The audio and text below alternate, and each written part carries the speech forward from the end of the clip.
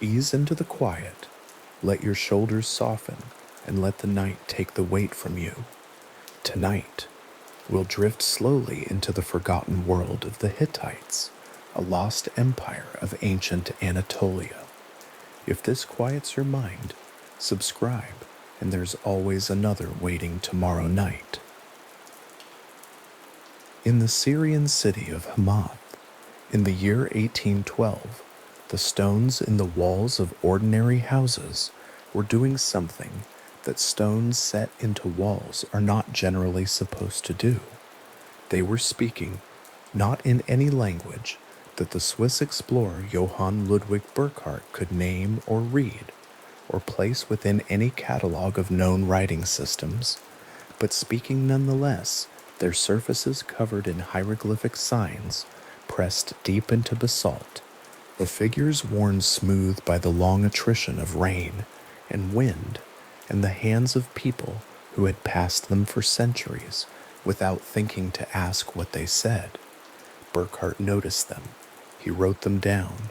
He was a careful man, and a trained observer who had already done remarkable things, had entered Mecca disguised as a Muslim pilgrim, had rediscovered Petra in the Jordanian desert, had crossed the Nubian desert on foot, and he brought to the carved stones of Hamath the same patient attention he had brought to everything else. He recorded their existence in his notebooks and continued his journey, and 5 years later he was dead of dysentery in Cairo at the age of 32. The stones he had noticed still embedded in those walls, their meaning still closed. The figures he had seen were pressed into the dark basalt at angles that caught the afternoon light and made them seem, for a moment, almost mobile, a procession of shapes, profiles of figures standing with arms extended, carrying objects that suggested ceremony or ritual or the notation of something so important that someone had chosen stone rather than clay or papyrus to record it. The hieroglyphic signs bore no resemblance to Egyptian hieroglyphics, which were already being decoded in Burckhardt's lifetime. Champollion's breakthrough was still a decade away when Burckhardt died, but Egyptian script had been under serious study for years, and these signs were not Egyptian. They were not Mesopotamian cuneiform. They were not Phoenician, not Aramaic, not any of the known scripts that circulated through the ancient Eastern Mediterranean. They were simply themselves, embedded in the walls of houses in Hamath, on an ordinary street where merchants walked and children ran, and nobody who passed seemed to find them remarkable anymore, because they had been there so long that their strangeness had become part of the landscape. Burckhardt's notebooks survived him. The observations survived. The stones survived, as stones tend to do. And there the matter rested for some decades, filed away in the category of curious anomalies that the ancient world occasionally deposited in the modern one without sufficient explanation. Other travelers began to notice similar stones, not only in Hamath, but in other cities across northern Syria and southeastern Anatolia, carved rocks bearing the same unknown hieroglyphic script, sometimes set into building walls, sometimes standing as independent monuments, sometimes carved directly into cliff faces, in locations that could only have been reached with considerable effort.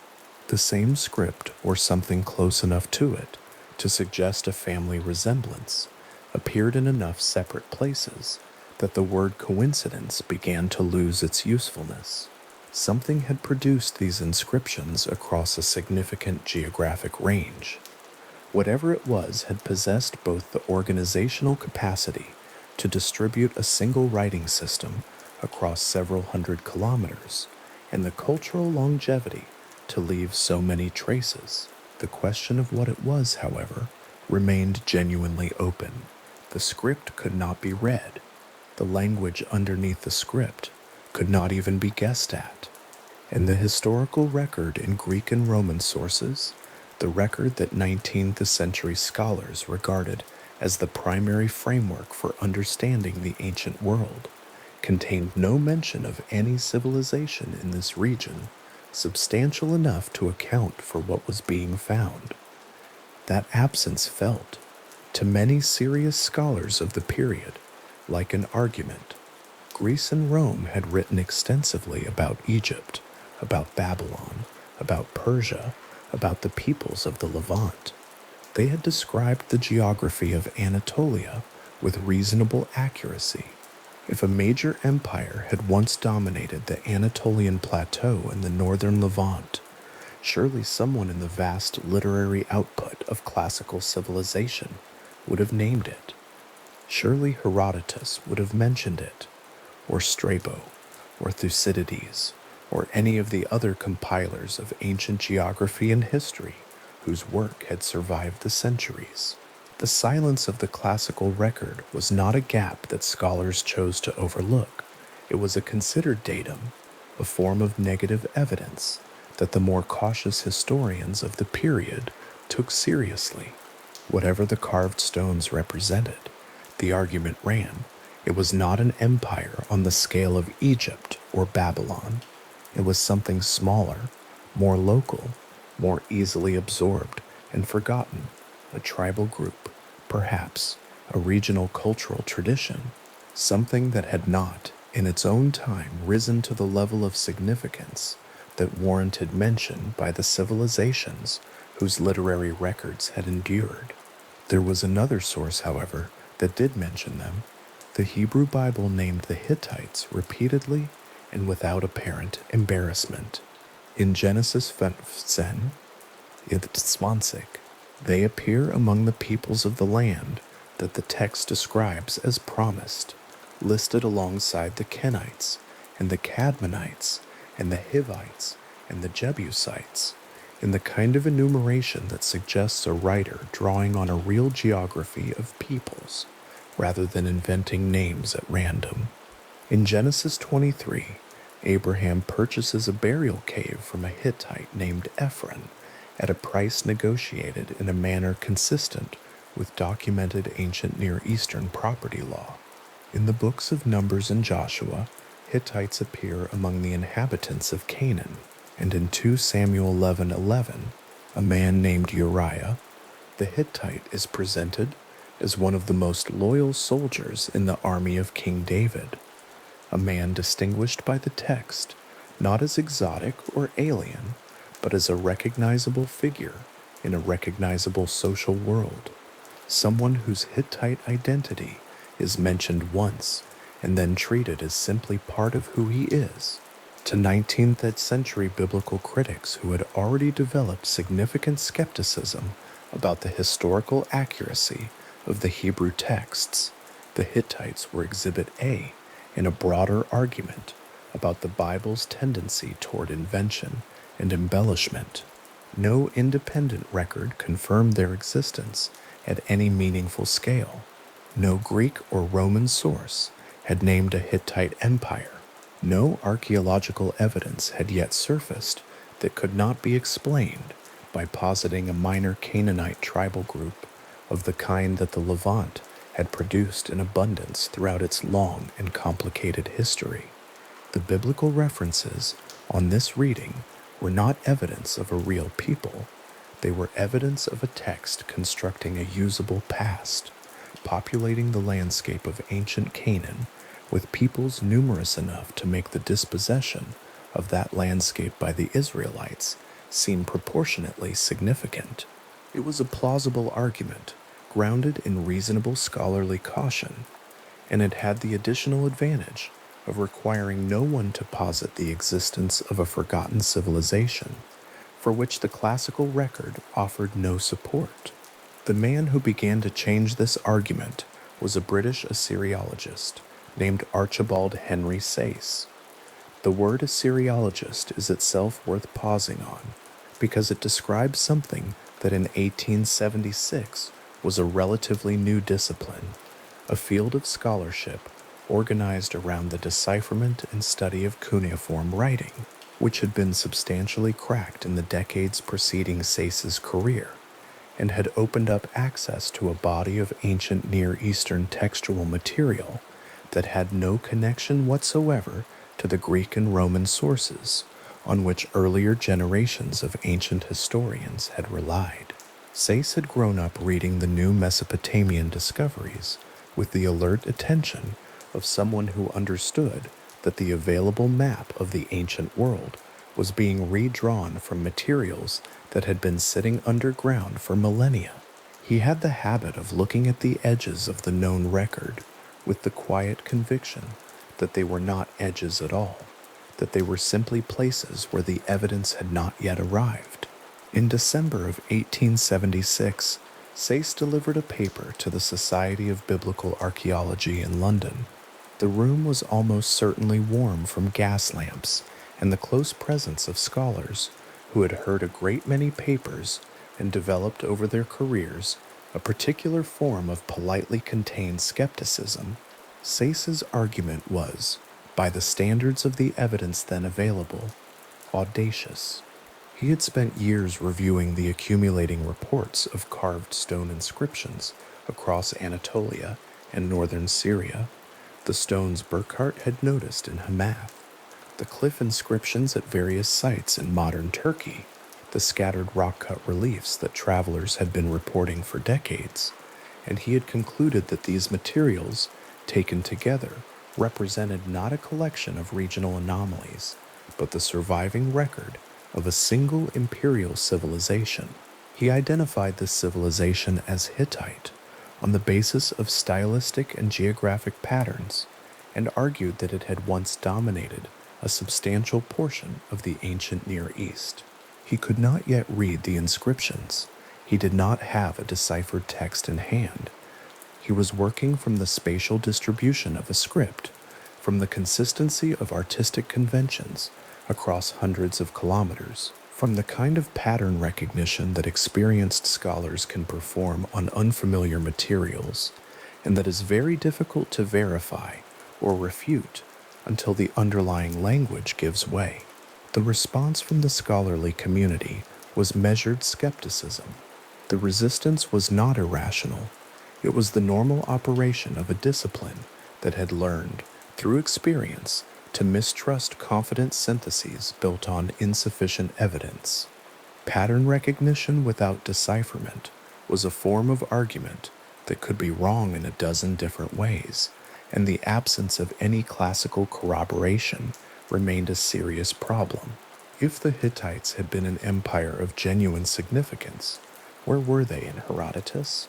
Where were they in the Assyrian annals, which were being read for the first time in that same period, and which described the ancient Near East with considerable specificity? Sayce's paper represented a genuine intellectual event, but the consensus that followed it was not agreement. It was a kind of suspended judgment, a willingness to keep the question open while the evidence continued to accumulate. That the evidence did continue to accumulate. Slowly, and from several directions at once, the outline of something very large began to press through the surface of the available record. Egyptian hieroglyphic texts that had already been read were re-examined in the light of Sayce's proposal and found to contain extensive references to a power called Hatti, a northern kingdom against which Egypt had fought significant battles, with which Egypt had negotiated formal treaties, and to which Egypt had sent royal daughters in diplomatic marriage. These references had been read before, but they had been read without a frame that could accommodate them. Hatti had seemed, in the older readings, like one of many regional powers that Egypt had encountered in its northern campaigns. In the light of Sayce's hypothesis, it began to seem like something else, a name, a consistent name, attached to a consistent geography, appearing in texts across several centuries of Egyptian history, with the kind of regularity that suggested genuine imperial continuity. The Egyptian sources had been naming the Hittite Empire all along. The problem was not the absence of evidence. The problem was that the evidence had not yet been arranged in the right configuration to be seen. A similar pattern emerged from the Amarna letters, a cache of diplomatic correspondence written in cuneiform Akkadian and found in Egypt in 1887. The letters representing communication between the Egyptian court and the courts of various Near Eastern powers during the 14th century BCE. Among the correspondence was the king of Hatti, writing to the pharaoh with a tone of sovereign equality, not as a supplicant, not as a vassal, but as a peer who expected his letters to be answered with appropriate diplomatic ceremony, and who had views about the behavior of the Egyptian court that he was not shy about expressing. The king of Hatti, in the Amarna letters, was not a minor chieftain.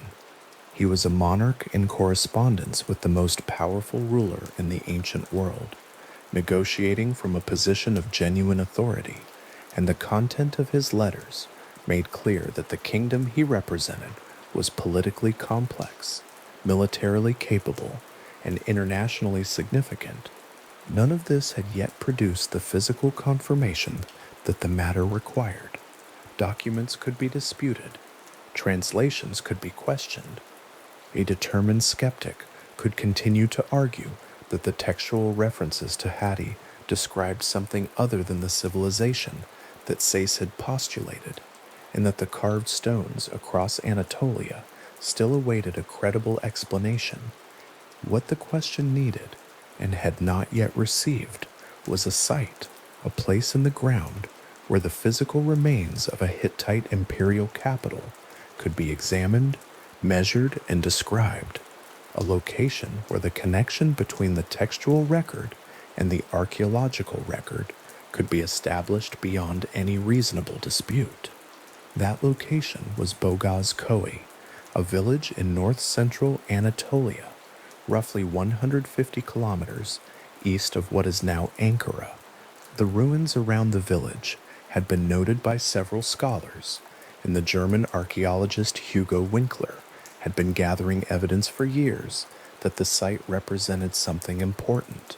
In 1906, he began excavating. The work of the first season was, by any standard of the discipline, extraordinary. The site proved to be far larger than its surface suggested. Beneath the accumulated debris of centuries lay the remains of a city built on a rocky plateau.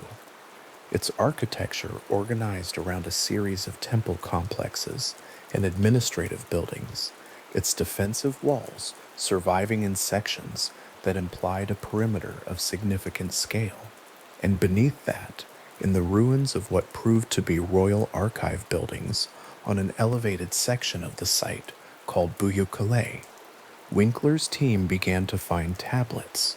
The tablets were clay, Hurchintate prescribed in cuneiform script, the wedge-shaped writing system that had originated in Mesopotamia and been adapted, by the time of their composition, for use in a number of different languages across the ancient Near East. They had been pressed into wet clay in the standard manner, dried, and stored on shelves in the archive rooms, where they had waited for roughly 3,000 years until the shelves collapsed, sending them to the floor in fragments, and the rooms slowly filled with the rubble of their own collapsed walls. And the rubble was covered by earth and centuries of weather, and the village of Bogaz Ko grew up above them without knowing what it was built on top of. There were more than 10,000 fragments by the end of the first season. Some were as small as a thumbnail. Some preserved only a few lines of cuneiform before breaking off at an angle that suggested a larger text, now partially lost. Others were more complete, long administrative documents, lists of goods, records of land grants, ritual texts, letters addressed to vassal kings in the language of formal diplomatic correspondence. Winkler was working through the material with the controlled attention of a man who understood that the archive he was unpacking might take decades to fully process, and he was correct about that. The full publication of the Hattusa archive would occupy generations of scholars and is still, in certain respects, continuing. But one tablet, found early in the excavation, stopped Winkler in a specific and arresting way. The text on this tablet was written in the Akkadian cuneiform that served as the international diplomatic language of the ancient Near East, the language of the Amarna letters, the language used for communication between courts that did not share a native tongue. Winkler began to read it with the practiced ease of a man who had spent his career in Akkadian texts, and as he read, the text became familiar. Not vaguely familiar, not reminiscent of something he had encountered in passing, but specifically, precisely familiar. Familiar in the way that a text becomes familiar when one has read it before, in another place, in another version, produced by a different civilization entirely. The text was a treaty. It outlined terms of mutual non-aggression between two kingdoms. It named the gods of both parties as witnesses to the agreement. It specified what would happen if either party violated the terms and what obligations each side owed to the other in the event of an external threat. The terms themselves were detailed, formal, and organized in the manner of high diplomatic procedure, and Winkler recognized them because he had read an Egyptian version of the same treaty carved in hieroglyphics on the walls of Egyptian temples, on the walls of Karnak, where it could be read by anyone who entered the great hypostyle hall, and on the walls of other temples across the Egyptian Nile Valley, where the same text appeared in the same carved hieroglyphic script, recording the same agreement between the same two kingdoms. The treaty was the Treaty of Kadesh. Winkler had read the Egyptian version already. He had held in his mind the record of an agreement between Egypt and a northern power called Hatti, concluded sometime around 1259 BCE, the terms of which included mutual defense, the exchange of political refugees, and the guarantees of the gods of both nations. He had read that treaty as a document of Egyptian foreign policy, as evidence of Egyptian diplomatic reach, as one artifact among many in the extensive textual record of Rameses II's long reign, and now he was holding a fragment of clay, warm from the Anatolian sun, pressed with cuneiform signs that recorded the same treaty from the other side, the Hittite side, the Hatti side, the side of the kingdom whose capital he was standing in the middle of, whose archive he was pulling from the ground, whose existence as an imperial civilization had been disputed in serious scholarly circles within living memory. The fragment was not large. It fit in his palm. Its edges were chipped, and its surface was dusty from the earth. It had been packed in for 3,000 years. The cuneiform lines were pressed into the clay with the confident regularity of a professional scribe who had been trained to work quickly and accurately, and who had pressed tens of thousands of signs into wet clay in the course of a career. The signs were still legible. The columns ran in the correct direction. The Akkadian was grammatically consistent with the period and the form. Everything about it was exactly what it should be, given what it was, a document generated by a functioning imperial administration in a city that had, from its plateau above the Anatolian ravines, controlled a significant portion of the ancient Near East for several centuries before its eventual disappearance from the historical surface. The scholarly resistance to the Hittites had not been dishonest or obtuse. It had been built from the best available evidence and the most careful reading of the sources that existed. The Greek and Roman silence was real. The absence of independent archaeological confirmation was real.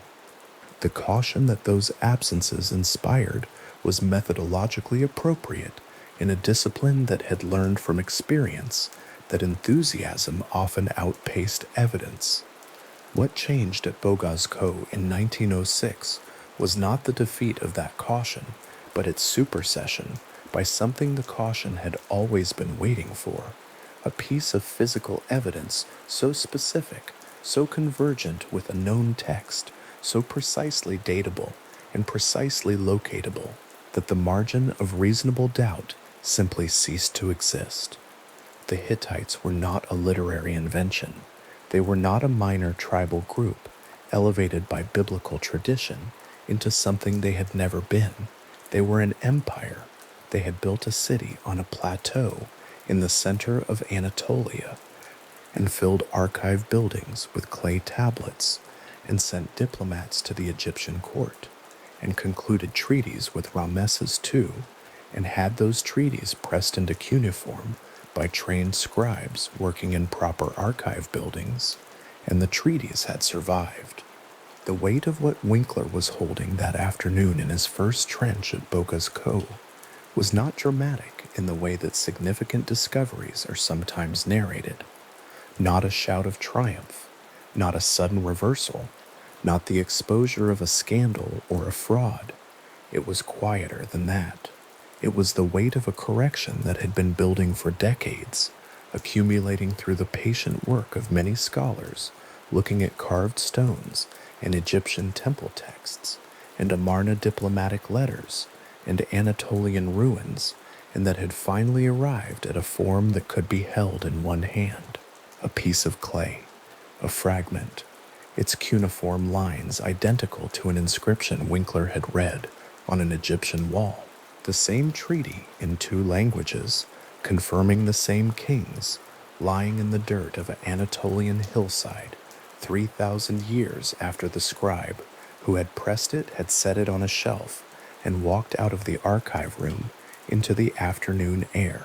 The theological libraries of the 19th century had shelves of commentaries explaining the absence of any Hittite empire from the independent historical record. Those commentaries had been written by careful men who worked from the evidence available to them, who applied rigorous standards of corroboration to historical claims, and who concluded, reasonably, that the biblical Hittites did not correspond to any historically recoverable civilization of the first order. The spines of those commentaries stood uncracked in many cases, their arguments still arranged inside them in orderly chapters, their footnotes still pointing to the Greek and Roman sources that had provided the basis for the dismissal. They had been waiting in the way that incorrect conclusions wait for the correction that the evidence would eventually supply. The correction had arrived, not in the form of a published refutation or a polemical response, but in the form of a piece of clay pressed with cuneiform signs found on the floor of an archive room that had been buried for 3,000 years. The stones that Burckhardt had noticed in the walls of Hamath in 1812 now had a civilization to belong to. The rock inscriptions that Sayce had argued in 1876 represented a forgotten empire now had an excavated capital. The Egyptian temple texts describing the kingdom of Hatti now had a counterpart in the Hittite diplomatic archive, confirming the same events from the opposite vantage point. And the Hittites named in the Hebrew Bible, the B'nai Heth of Genesis, the Uriah of 2 Samuel, the peoples listed alongside the Hivites and the Jebusites in the long roll calls of Canaanite nations, now had the weight of archaeological evidence behind them, the kind of weight that only the ground can supply, and that, once supplied, tends not to be withdrawn. Winkler stood in his trench at Boga's Cove at the end of a long day's work, the Anatolian plateau stretching out around him in every direction, the ravines visible where the plateau dropped away on 3 sides, the remains of the Hittite capital spread across the rocky ground above and around him in every direction. The fragment of clay was in his hand, its cuneiform lines pressed forward from its surface in the same direction they had pressed for 3,000 years. The inscription named a treaty between 2 kings of 2 empires, both of which had once seemed, from the perspective of the available evidence, impossibly large and impossibly certain of their own permanence. One of those empires had left its records on temple walls that survived in the Nile Valley and could be visited by anyone who made the journey. The other had buried its records in the earth of a plateau in central Anatolia and waited, with the patience that only the buried possess, for someone to come and find them. The waiting was over. The fragment was specific in weight and specific in temperature from the sun and specific in the feel of 3,000-year-old clay against a palm. What it proved was not abstract or complicated or in need of elaborate interpretation. It proved an empire real. The western road to Hattusa rises gradually before it arrives. The plateau comes into view at a distance, its rocky edges catching the late light at an angle that makes the stone look almost warm, and the approach along that road, the dust settling behind a traveler, the ravines beginning to open on either side, carries the particular quality of arriving somewhere that has always known how to make itself felt before it is reached. The Lion Gate sits at the crest of that western approach, and its two stone lions are still there, still in place after more than 3,000 years, their carved faces turned outward toward whoever is coming, their expressions held in the particular stillness of stone that has been waiting long enough that waiting has become its natural condition. The lions are large, their faces are worn by rain and wind and the particular friction of time against exposed stone, but the posture is unchanged, outward facing, attentive, each one flanking the outer entrance to the gate in what scholars describe as an apotropaic arrangement, which is to say, a positioning designed to ward off what should not enter, to mark the threshold between the world outside and the protected interior of the capital. The carving is in high relief, the figures pressing forward from the stone rather than sinking back into it, and at certain hours of the day, the angle of the light catches the carved contours in a way that makes the faces appear to shift slightly, the shadows moving across the stone as the sun moves, the lions as close to animated as stone can come without being alive. They have stood at this entrance since the Hittites placed them here in the late Bronze Age. They stood here when Hattusa was the center of an empire that reached across Anatolia and into the Levant. They stood here when the city fell silent. They stood here through every century that followed, unattended, the empire that commissioned them entirely forgotten, their function as a ceremonial threshold preserved in the stone itself, even after the threshold no longer led anywhere recognizable as a destination. The city that lay beyond those lions was not a small place. Hattusa, at its greatest extent, covered approximately 1.8 square kilometers of the high rocky plateau in north-central Anatolia, positioned roughly 150 kilometers east of what is now Ankara, and the geography that held it was not incidental to what it became. Deep ravines fell away on three sides of the plateau, making the site naturally defensible in a way that no amount of construction could have fully replicated on flat ground. The ancient Halys River ran nearby, providing water to a region otherwise defined by the particular aridity of the central Anatolian interior. The plateau itself was not flat. It rose and fell across its surface, offering elevated positions and sheltered ones, and the city that grew across it organized itself around those differences in elevation, in ways still visible in the archaeological record. At its height, scholars estimate that between 40,000 and 50,000 people lived within and around Hattusa, a population comparable to many significant ancient cities and larger than most settlements in the region. The city was a working place, an inhabited place, a place full of the ordinary noise and smell and movement of tens of thousands of lives arranged around the business of an empire. The approach through the Lion Gate brought a traveler into the lower city first, and the lower city was dominated by the structure archaeologists call Temple 1, or the Great Temple, a complex so large that its scale is difficult to hold in the mind as a single building. Temple 1 covered approximately 18,000 square meters, which is to say, an area considerably larger than several modern city blocks, and it was dedicated jointly to the storm god Tarhuna and the sun goddess Arina, the two most senior divine powers in the Hittite state religion, the deities whose approval was considered foundational to imperial legitimacy, and whose continued goodwill required constant ceremonial attention. The temple itself was the architectural expression of that attention, a built argument for the king's relationship to the highest divine powers, constructed at a scale that made the argument visible from a considerable distance.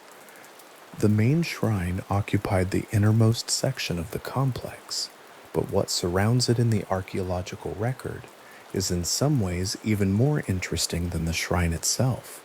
A ring of storerooms ran around the outer sections of the temple complex, and in those storerooms, some of them still partially roofed when excavators reached them, some of them open to the sky for centuries before anyone looked at them with careful attention. Large ceramic storage vessels stood in rows in the earth where they had been left. Some of those vessels are still in situ, still standing in the positions they occupied when someone last filled them and walked away. They are not beautiful objects in the conventional sense. They are working vessels, large and undecorated, made to hold quantities of oil or grain or the ritual commodities required to sustain the temple's ceremonial calendar across an entire year. Their rims are chipped, their interiors are empty. The smell of old clay and dry soil fills the air above them on warm days. The same smell the storeroom workers would have known, the smell of a working archive of perishable goods, whose contents have long since gone, but whose containers remain, patient and purposeful in the earth. The temple complex would have been a busy place during the height of Hittite imperial power, a constant flow of priests, administrators, ritual specialists, and the workers who maintained the physical fabric of the building and managed its substantial material requirements.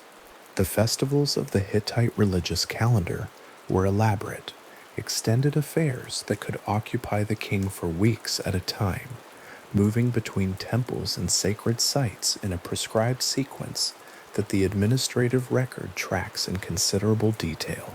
Temple was a node in that network, one of the most significant nodes, and its storerooms were the physical infrastructure of a religious system that the empire treated as inseparable from its political functioning.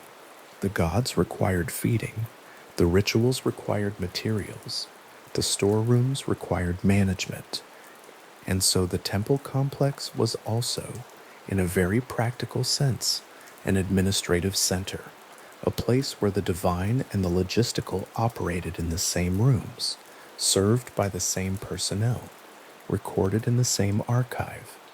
Walking through the lower city and ascending toward the upper city, the scale of Hattus's defensive architecture becomes apparent in a different way.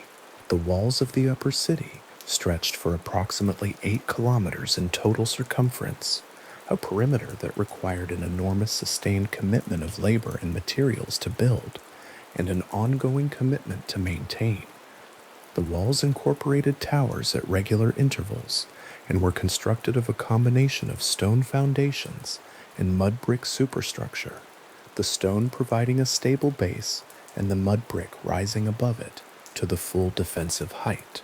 The earthen fill of the ramparts gave the walls their mass and their resistance to assault, and it is within one of those earthen ramparts, the one called Yurka Pi, the largest of the city's earthworks, that the most intriguing single feature of Hattus's defensive architecture was constructed. Beneath the Yurka Pi rampart, cut through the earthen fill, runs a tunnel approximately 70 meters long. It is a corbelled passage, which is to say a tunnel whose walls incline gradually inward toward each other as they rise, meeting at the top in a pointed arch formed by the progressive overlapping of stone courses rather than by the keystone method the Romans would later use. The passage is roughly wide enough for two people to walk abreast, though narrowly, and the stone walls press close on both sides throughout its length. Standing at the mouth of the tunnel and looking in, the far end is visible as a small pale circle of light, approximately 70 meters away, the passage running in a straight line through the base of the rampart, from the outside of the city to the interior of the upper city's earthwork. The light at the far end is ordinary afternoon light, the same light that falls across the plateau above, reduced by the distance in the stone to a small, calm aperture.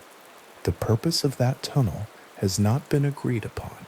Scholars have proposed two primary interpretations, and both remain plausible, and neither has been definitively established by the evidence available. The first interpretation holds that the tunnel was a military sortie route, a concealed passage through which defenders could emerge outside the walls to strike an attacking force from an unexpected direction. The element of surprise, multiplied by the fact that the tunnel's exterior opening would not be immediately visible to anyone approaching the rampart from outside.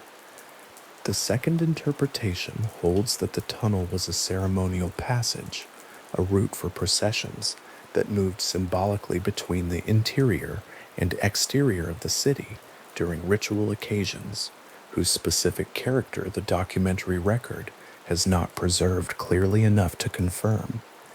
It is possible, though speculation rather than established fact, that a single passage could have served both purposes at different times and under different circumstances.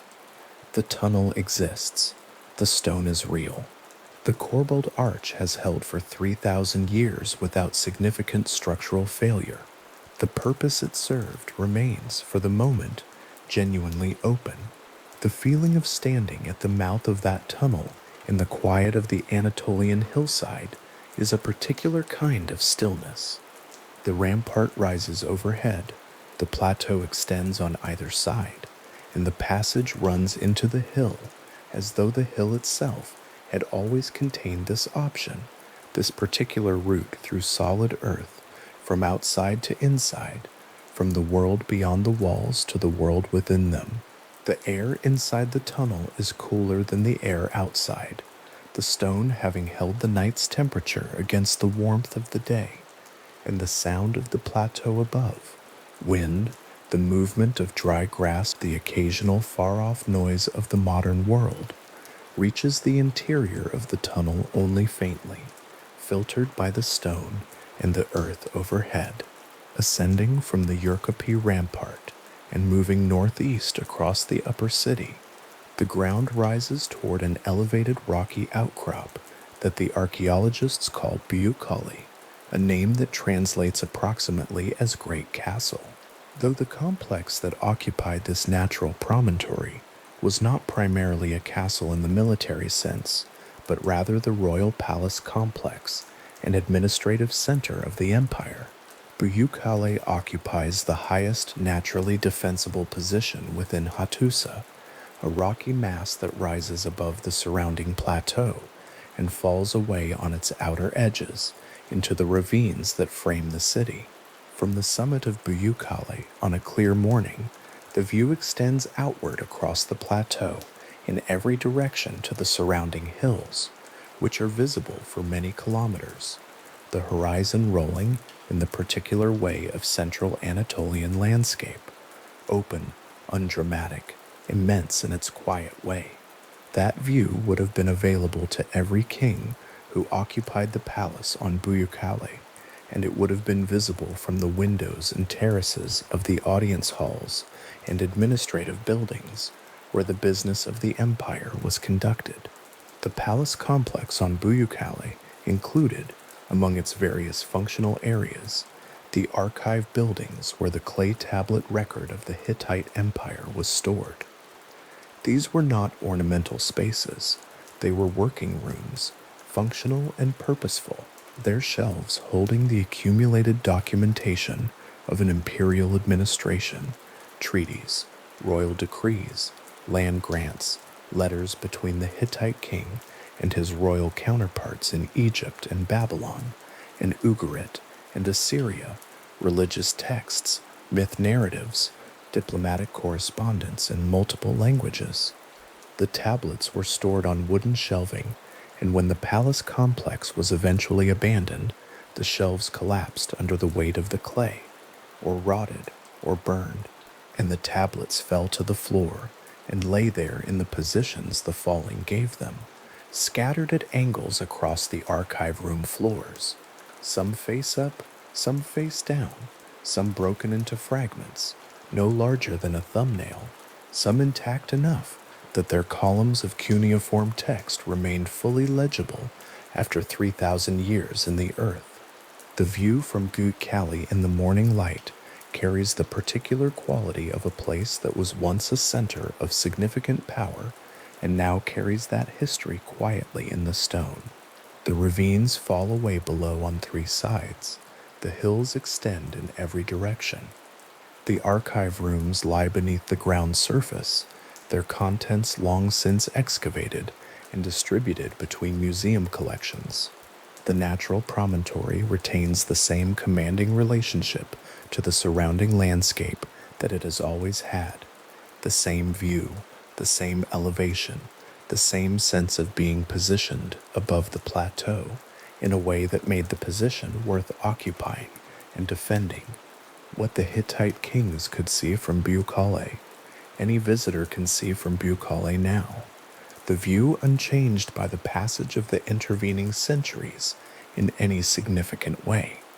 The lower city and the upper city together constituted a working urban organism of considerable complexity, and the physical distances within Hattusa were real distances. The walk from the Lion Gate through the lower city to the Great Temple, and then upward through the upper city to Bucale, covers substantial ground, and the city would have required a continuous and organized movement of goods, people, and information across that ground to function as it did. The ceramic storage vessels in the Great Temple storerooms had to be filled and managed, and their contents allocated. The tablets on the Bucale archive shelves had to be written and stored and retrieved when needed. The walls required maintenance, the gates required guards, the ceremonies required participants. Hattusa was a city in the fullest sense, not a monument to itself, but a functioning organism that supported the administrative and ceremonial needs of an empire spread across a vast territory, and the physical fabric of the city was the infrastructure through which that support was delivered. There are moments in the archaeological record of Hattusa that resist easy summary and reward the particular attention that patience makes possible. The large ceramic storage jars, still standing in the storeroom earth, are one such moment. They are not exceptional objects. They were never intended to be exceptional objects. They were made to be useful, and they were useful for as long as the temple complex required them, and when the temple complex ceased to require them, they simply stayed in the earth and waited, as objects tend to do when no one comes back for them. Their size is significant, large enough that a person could not easily move one when full, large enough that their presence in the storeroom changed the feeling of the room, made it a place of particular purpose and material weight, standing in the space between those jars, with their chipped rims and their empty interiors, and the dry smell of old clay rising in the warm air. The distance between the present and the Hittite imperial period becomes briefly negotiable, not erased, not forgotten, but navigable in the particular way that very old objects sometimes make the distance navigable. The Lion Gate is the same. The carved faces of the lions, worn as they are by centuries of weather, still hold the specific quality of attention that the Hittite sculptors put into them. The outward-facing posture that says, in a visual language that required no translation then and requires no translation now, that this is a threshold, that what is outside and what is inside are different orders of space, and that the passage between them is significant enough to be marked by stone figures capable of lasting as long as the stone itself can last. 3 millennia is a very long time for an intention to survive. It has survived here. The lions are still at their posts, still looking outward, still marking the entrance to a city that once housed 50,000 people and the administration of an empire, and the posture they hold is the same posture they were given when they were carved, unchanged by the passage of everything that has happened since. The defensive walls of the upper city, stretching across their 8-kilometer circumference, are in varying states of preservation across their length, but the sections that remain standing carry in their stone the evidence of a construction effort that required the coordination of large numbers of workers over an extended period, working with materials quarried from the rocky landscape of the plateau itself. The walls are not delicate. They were built to resist assault and to endure, and the evidence suggests that in the main they accomplished both. The Yerkapi Rampart, beneath which the Korbel Tunnel runs, is the most imposing surviving earthwork in the city. Its slopes still commanding in the landscape even after 3,000 years of weathering have softened its original profile. From below, the rampart presents the face that an attacker would have seen, steep, massive, rising above the head to a height that would have seemed, to anyone approaching with hostile intent, very seriously discouraging.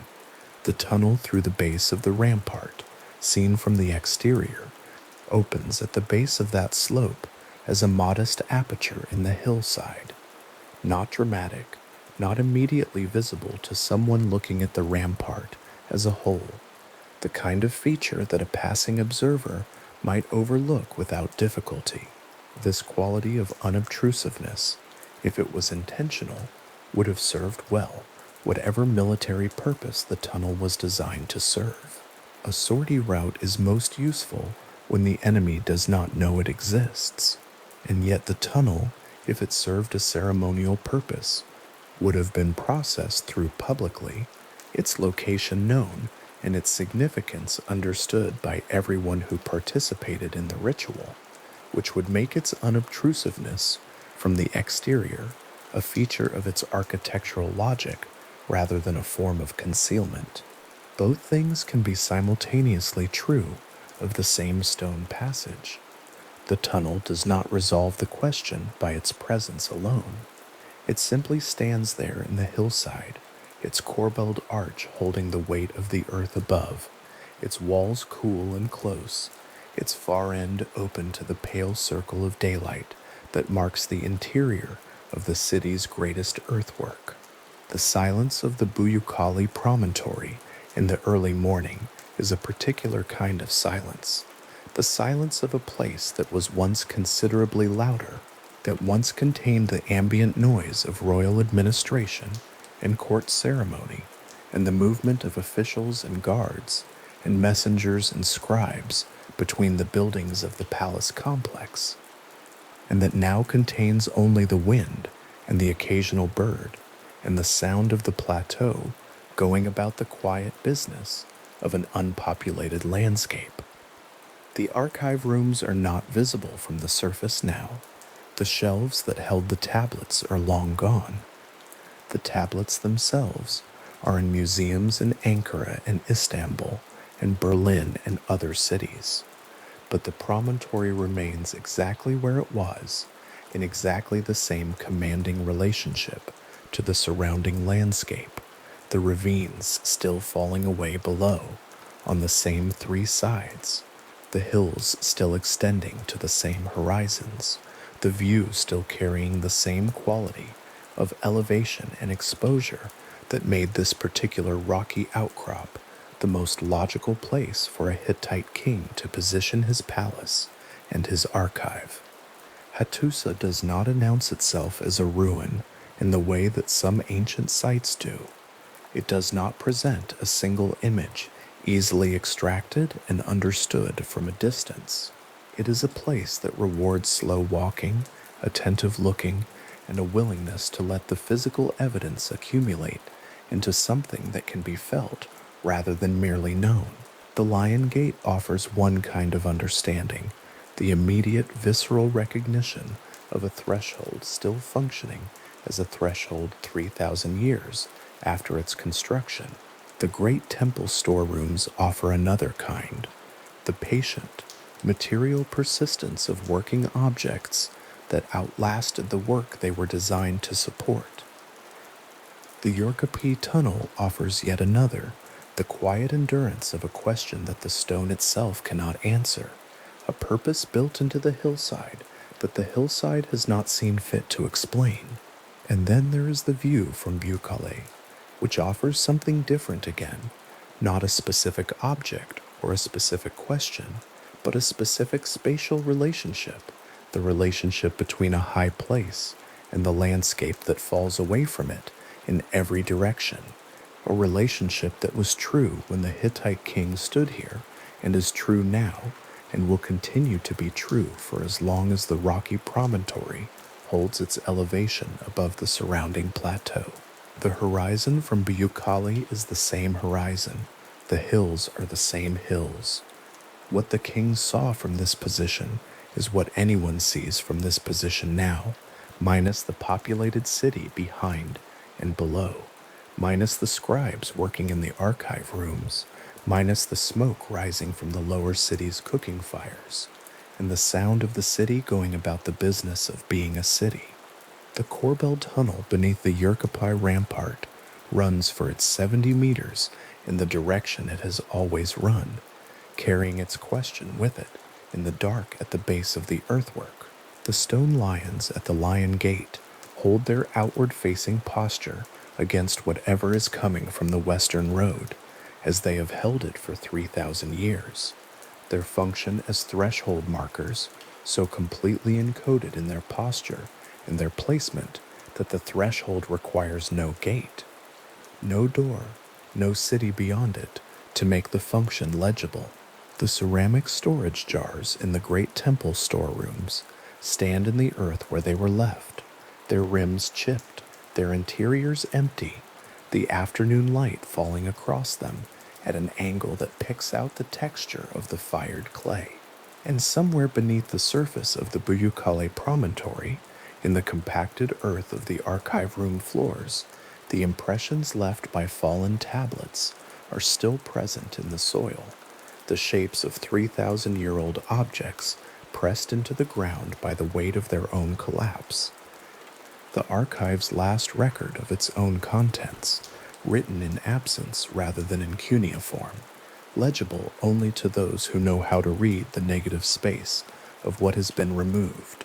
The mouth of the Urkapi tunnel opens onto the hillside in the quiet of the afternoon, the corbelled arch above the entrance holding its ancient profile against the sky.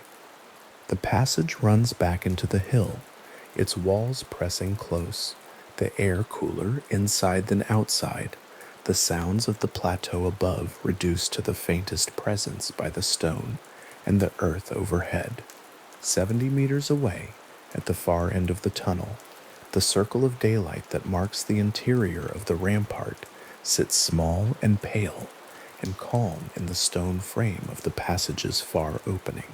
The question of why this tunnel exists, whether it was made for soldiers moving unseen or for a procession moving in ceremony, rests in the stone without pressing for resolution. The tunnel is there, the arch has held. The question is exactly where it has always been, available to anyone who walks the length of the passage in either direction and arrives at the other end, still carrying it, the hillside quiet around them, the rampart above, and the city that the tunnel was built to serve, still resting on the plateau in the particular stillness of a place that is simply here, waiting, the way stone waits, without urgency, without expectation, through whatever comes next. A clay tablet addressed to an assembled court of nobles and soldiers begins with the weight of a man who knows the time remaining to him is short. The text is formal in its opening lines, as royal documents always were. Then it shifts. The king begins to speak in something closer to his own voice, explaining a decision that he knows will outlast the argument he made for it, pressing into wet clay the reasons a dying man gives for choosing one heir over another. The tablet is known to scholars as the Edict of Hattusili I, and it was composed sometime around the early 17th century, before the Common Era, during the reign of one of the earliest kings, whose name appears in the Hittite textual record, with enough surrounding documentation to constitute something like a biography. Hattusili had ruled approximately from 1650 to 1620 BCE, long enough to conduct military campaigns deep into Syria, long enough to carry the Hittite state from a regional power of modest reach toward the beginnings of something that would eventually become an empire. The edict was not a campaign account. It was not a treaty or an administrative register or a religious invocation. It was a document composed at the end of a reign, addressed to real people who were in the room when it was read aloud, concerning the specific and difficult question of who would sit in the king's place after the king was gone. What makes the edict remarkable within the archive is the directness of its argument. The king disinherited his nephews.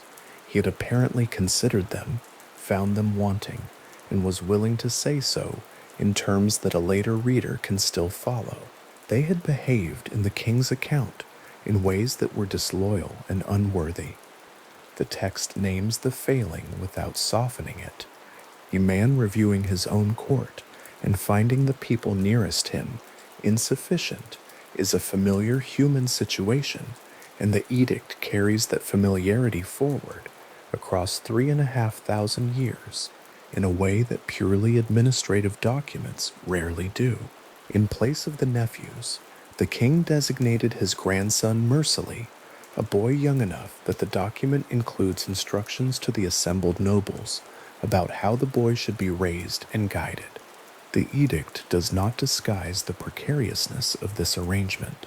The king names it plainly and then presses it into clay anyway, because it was what he had decided, and he had decided it carefully. The physical tablet sits in fragments within the corpus of Hittite archive material that has been distributed across museum collections and scholarly editions over the course of more than a century of work. The assembly it was addressed to, the nobles, the soldiers, the court officials who heard its words, read in whatever great hall served for such occasions, is dust. The decision the tablet records eventually played out in the way that successions at the edge of a dynasty often play out, which is to say, imperfectly, with complications the text could not anticipate. Mursili, I did succeed Hattusili. He led military campaigns that extended Hittite reach as far as Babylon, a striking achievement for a king who had been designated from boyhood in a document designed to forestall exactly the kind of chaos that followed. Mursili I was assassinated. The document that chose him could not protect him, though it outlasted him by 3,500 years. That particular arc, a careful designation, an act of violence, a gap in the record where the reason should be, appears more than once in the Hittite archive. The documents are detailed enough to show the recurring shape of the problem without always filling in the specific motives, and this gives the reading of Hittite royal history a quality of looking at something through very old glass. The outlines are visible. The interior is sometimes clear and sometimes obscured. and the obscured portions are precisely the ones where the most consequential things happened. The mid-14th century before the Common Era offers the most densely documented version of this pattern. The period scholars have called a dynastic revolution involved a sequence of deaths among the Hittite royal family that reduced the number of plausible heirs with a speed that the archive alone cannot fully explain. King Tudhalia II and his son were killed. The collateral royal branches that produced the men who then held power in succession did not hold it long. The throne passed through several hands in a span of years that the dating makes difficult to establish with precision, each transition leaving behind enough documentary evidence to confirm that the transition happened, and not quite enough to explain, in the terms that later readers would most want, why. What the record shows is the shape of a competition that was resolved. Finally, not in any single document, but in the emergence of one figure from the turbulence. That figure was Sapolun of the Bidhu, who would become the Hittite king most thoroughly documented in the archive and most consequential for the empire's subsequent reach. His emergence involved the elimination of at least one predecessor. The documents do not establish his direct role in that elimination, and honesty about the state of the evidence requires saying so plainly. The records suggest proximity without confirming agency, which is a different thing from proof and should be held as such. What the record does establish clearly is that by the time Suppiluliuma I consolidated his position, he brought to the throne an administrative and military capability that the empire had not demonstrated with such consistency before him, and that the period of his reign, approximately from 1344 to 1322 BCE, represented the fullest expression of what the Hittite state could actually do when its internal machinery was functioning without a succession crisis absorbing its energy.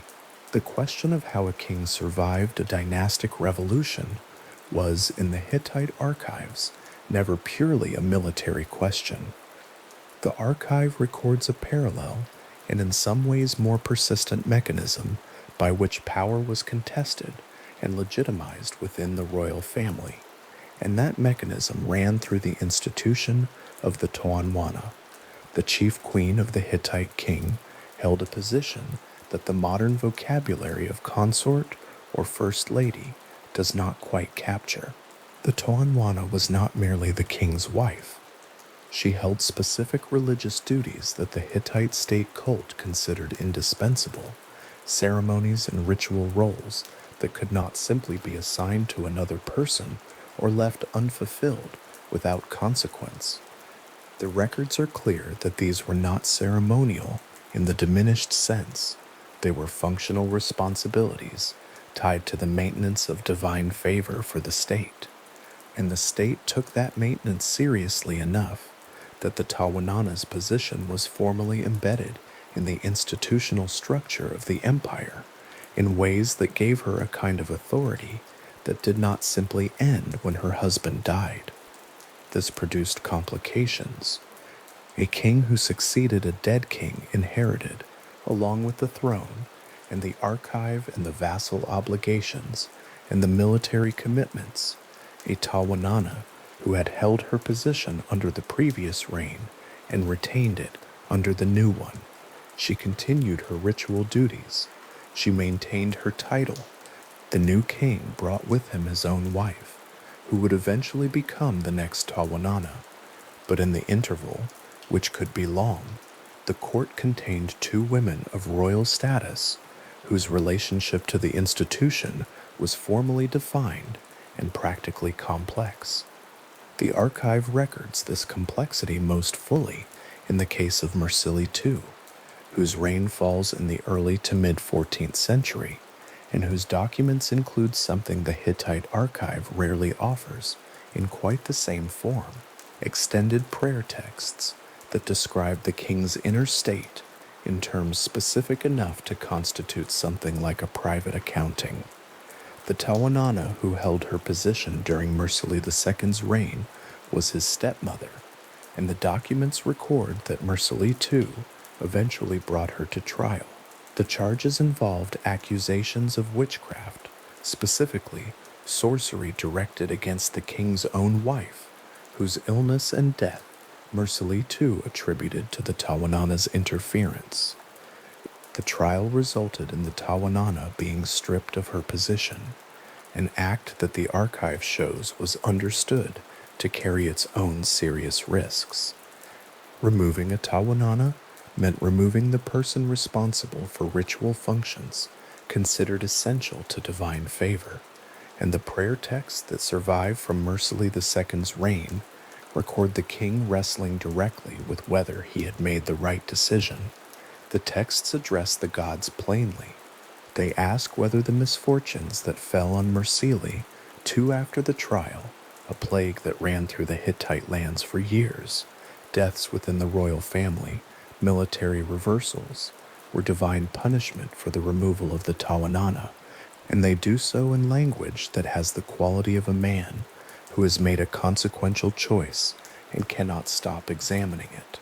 The prayer texts of Mursili II are among the most personal documents in the Hittite archive, a Bronze Age king negotiating with his own conscience, or with what he understood as the divine equivalent of a conscience, pressing his uncertainty into clay with the same implement used for grain tallies and military rosters.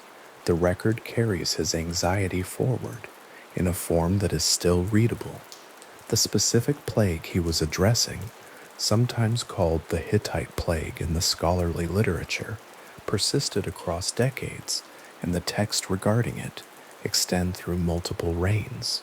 Mursili II composed what scholars have identified as a plague prayer, specifically connecting the disaster to the events of the previous reign and their aftermath, asking the gods to weigh the sins of the fathers against the present generation and to consider whether the accounting was balanced. It is a document in which a king attempts to negotiate the terms of divine justice in writing, which is a particular kind of document, and one that the archive preserves in enough copies to suggest it was reproduced and circulated rather than filed away in a single chamber. That act of reproduction is itself something the archive can confirm. The Hittite scribal practice included copying and recopying documents, noting on the colophon of a tablet whether it was an original or a copy, whether the copy was made from a damaged original, whether certain lines had been unclear and required interpretation. The scribes who worked in the archive buildings on Buyukala were not simply recording events, they were maintaining a living document system in which the accumulated records of previous reigns were preserved, consulted, copied when they deteriorated, and arranged with enough care that the collapse of the archive, when it eventually came, left the tablets scattered at angles in the soil, as though the shelves had simply failed, all at once, and no one had come back to sort them. The disorder in which Winkler found them was not the disorder of a system that had stopped working. It was the disorder of a system interrupted in the middle of working, which is a different thing entirely. The archive on Buyukale housed, alongside the prayer texts and the edicts and the royal correspondence, a category of document that the Hittite state produced with particular consistency: the land grant, the loyalty oath, the succession arrangement, formalized in writing and sealed with the impression of a royal cylinder seal. These documents record the practical mechanics of how a king maintained the loyalty of the nobles and military commanders on whom his rule depended. An estate conferred by royal document was an estate that could also be rescinded by royal document, and the archive preserves both kinds, the grants and, in some cases, the revocations, each one a transaction in the ongoing negotiation between the crown and the aristocratic class that surrounded it. The cylinder seal impression on the edge of a grant tablet was not decorative. It was a legal formalization, the ancient Near Eastern equivalent of a signature before the concept of a signature existed, and the tablets bearing those impressions were kept in the archive precisely because they would be needed as evidence in the disputes that grants and revocations inevitably produced. The nobility that received these grants was not a passive population.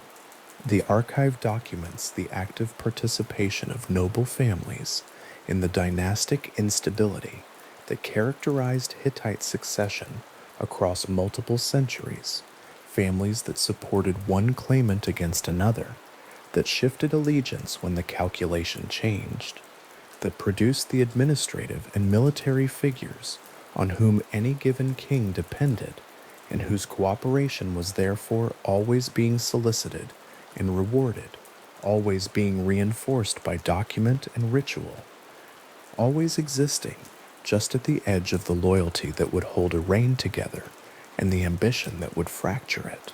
A sealed land grant in the archive was, among other things, an argument for the value of remaining loyal to the king who had issued it, pressed into clay and carried forward in the record as evidence of a relationship whose terms both parties had agreed to at least once.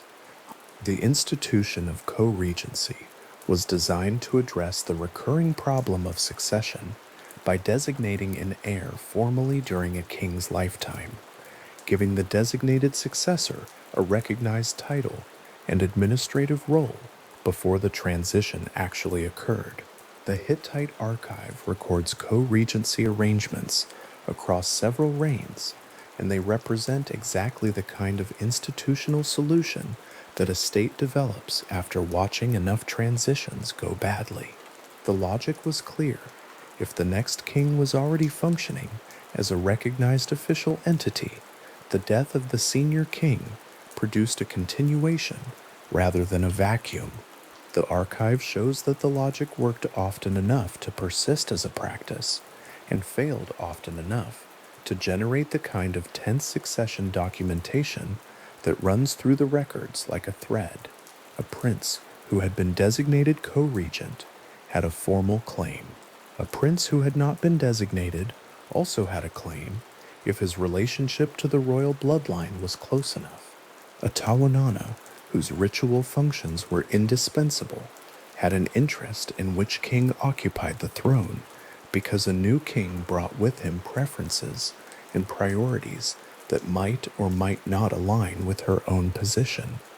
The nobles whose estates depended on royal grants had interests that varied depending on which branch of the royal family had been more generous to them. The generals whose campaigns had been sponsored by one king or another had military loyalties that were also political ones. The scribes who maintained the archive had, above all, their own institutional continuity to protect, and the archive itself, the accumulation of tablets recording grants, oaths, treaties, edicts, and prayers, was the material record of every arrangement that any of these parties had ever committed to in writing. What this produced across the long span of Hittite imperial history was a court whose formal architecture was elaborate and whose actual operation was perpetually being renegotiated. The formal architecture is what the documents record in their official register: the titles, the ceremonies, the stated terms of grants and alliances. The renegotiation is visible in the gaps, the reversals, the prayer texts, where a king asks whether he made the right choice, the edicts where a king explains at unusual length why he chose one heir over another, the records of trials where the formal charge is sorcery and the actual charge is something the formal legal apparatus of the Hittite state did not have a word for. Mursili II's stepmother, stripped of her title, removed from her ritual functions, charged with the death of a queen, the record does not follow her beyond the trial. What happened to the Tawanona after her removal from office is one of the places where the archive goes quiet in a way that is itself information, though not the kind of information that resolves into a clean answer. The archive preserves the charge, the determination, and the prayer text in which the king afterward asks whether the determination was just. It does not preserve the Tuwanona's own voice, if she left one. The asymmetry is familiar to readers of ancient Near Eastern archives. The powerful leave more traces than the removed, and the removed leave more traces than the absent, and the absent leave only the shape of what the record does not contain. The reign of Suppiluliuma, which followed the dynastic revolution and the elimination of the rulers who immediately preceded him, was long enough that the archive accumulates around it in considerable depth. The documents from his reign include military correspondence, diplomatic exchanges with Egyptian pharaohs, records of vassal treaties with the kingdoms brought under Hittite authority during his campaigns, and the administrative material that the management of a significantly expanded empire required. The expansion during Suppiluliuma I's reign was substantial. The Mitanni kingdom, which had been a major power in the region for generations, was effectively dismembered through a combination of military pressure and diplomatic manipulation, and the archive preserves enough of the diplomatic record to show how carefully the process was managed. The marriages contracted between Hittite princes and members of the Mitanni royal family were not merely social alliances, they were political instruments, and the documents surrounding them reflect the calculation with which they were arranged. The expansion brought the Hittite Empire into direct contact with Egypt for the first time in a relationship of rough equivalence, meaning neither power was in a position to regard the other as a vassal, and the correspondence between the courts reflects this. The Amarna letters, the diplomatic archive discovered in Egypt in the late 19th century, include letters between Suppiluliuma I and the Egyptian court that document negotiations conducted in the Akkadian of international diplomacy, the shared language of the Bronze Age world's administrative class. The tone of those letters is careful, in a way that reflects the awareness of both parties that they were writing to an equal, which was not the tone that either court used when writing to a vassal. One document in the broader archive of Suppiluliuma-Varen's reign stands apart from the diplomatic and military material. The deeds of Suppiluliuma, composed by his son Mursili, too as a retrospective account of his father's reign, records a moment that the Hittite archive handles as a factual event, and that later readers have found consistently striking. During the period when Suppiluliuma I was conducting campaigns in Syria, the Egyptian queen, whose husband had recently died, sent a letter asking whether the Hittite king had a son who could come to Egypt and become her husband and pharaoh. The request was extraordinary. The queen was an Egyptian royal, and a Hittite king was a foreigner, and the proposal reversed every convention that the Egyptian court ordinarily maintained about the sources of legitimate royal authority. The deeds records that Suppiluliuma responded with suspicion, sent an envoy to verify the request, received confirmation that the queen was in earnest, and then sent a son, Zenanza, toward Egypt. The son did not arrive. The deeds records that he was killed, though by whom and under what circumstances the text does not establish with precision. The archive preserves the grief and the anger, but not the full explanation, and the explanation has not been found elsewhere. The court that Suppiluliuma left behind him when he died, from the same plague that had entered the empire through Egyptian prisoners taken in Syria, according to the documents, was one that his sons inherited in circumstances that recapitulated, with variations, the succession problems of every previous generation.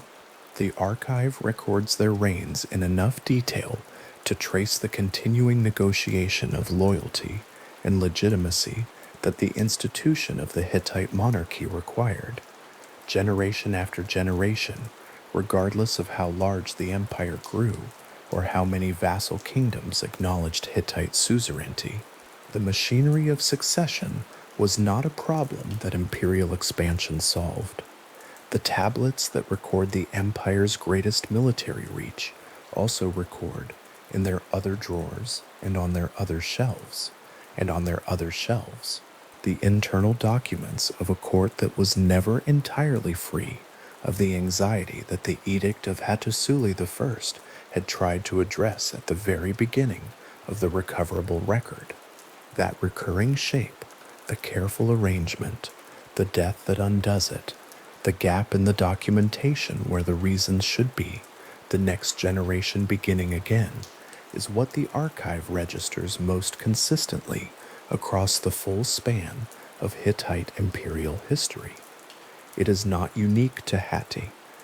It is the internal condition of almost every ancient monarchy, repeated in the archives of Egypt and Assyria and Babylon with enough structural similarity that it reads as a property of the institution rather than a failure of particular kings or dynasties.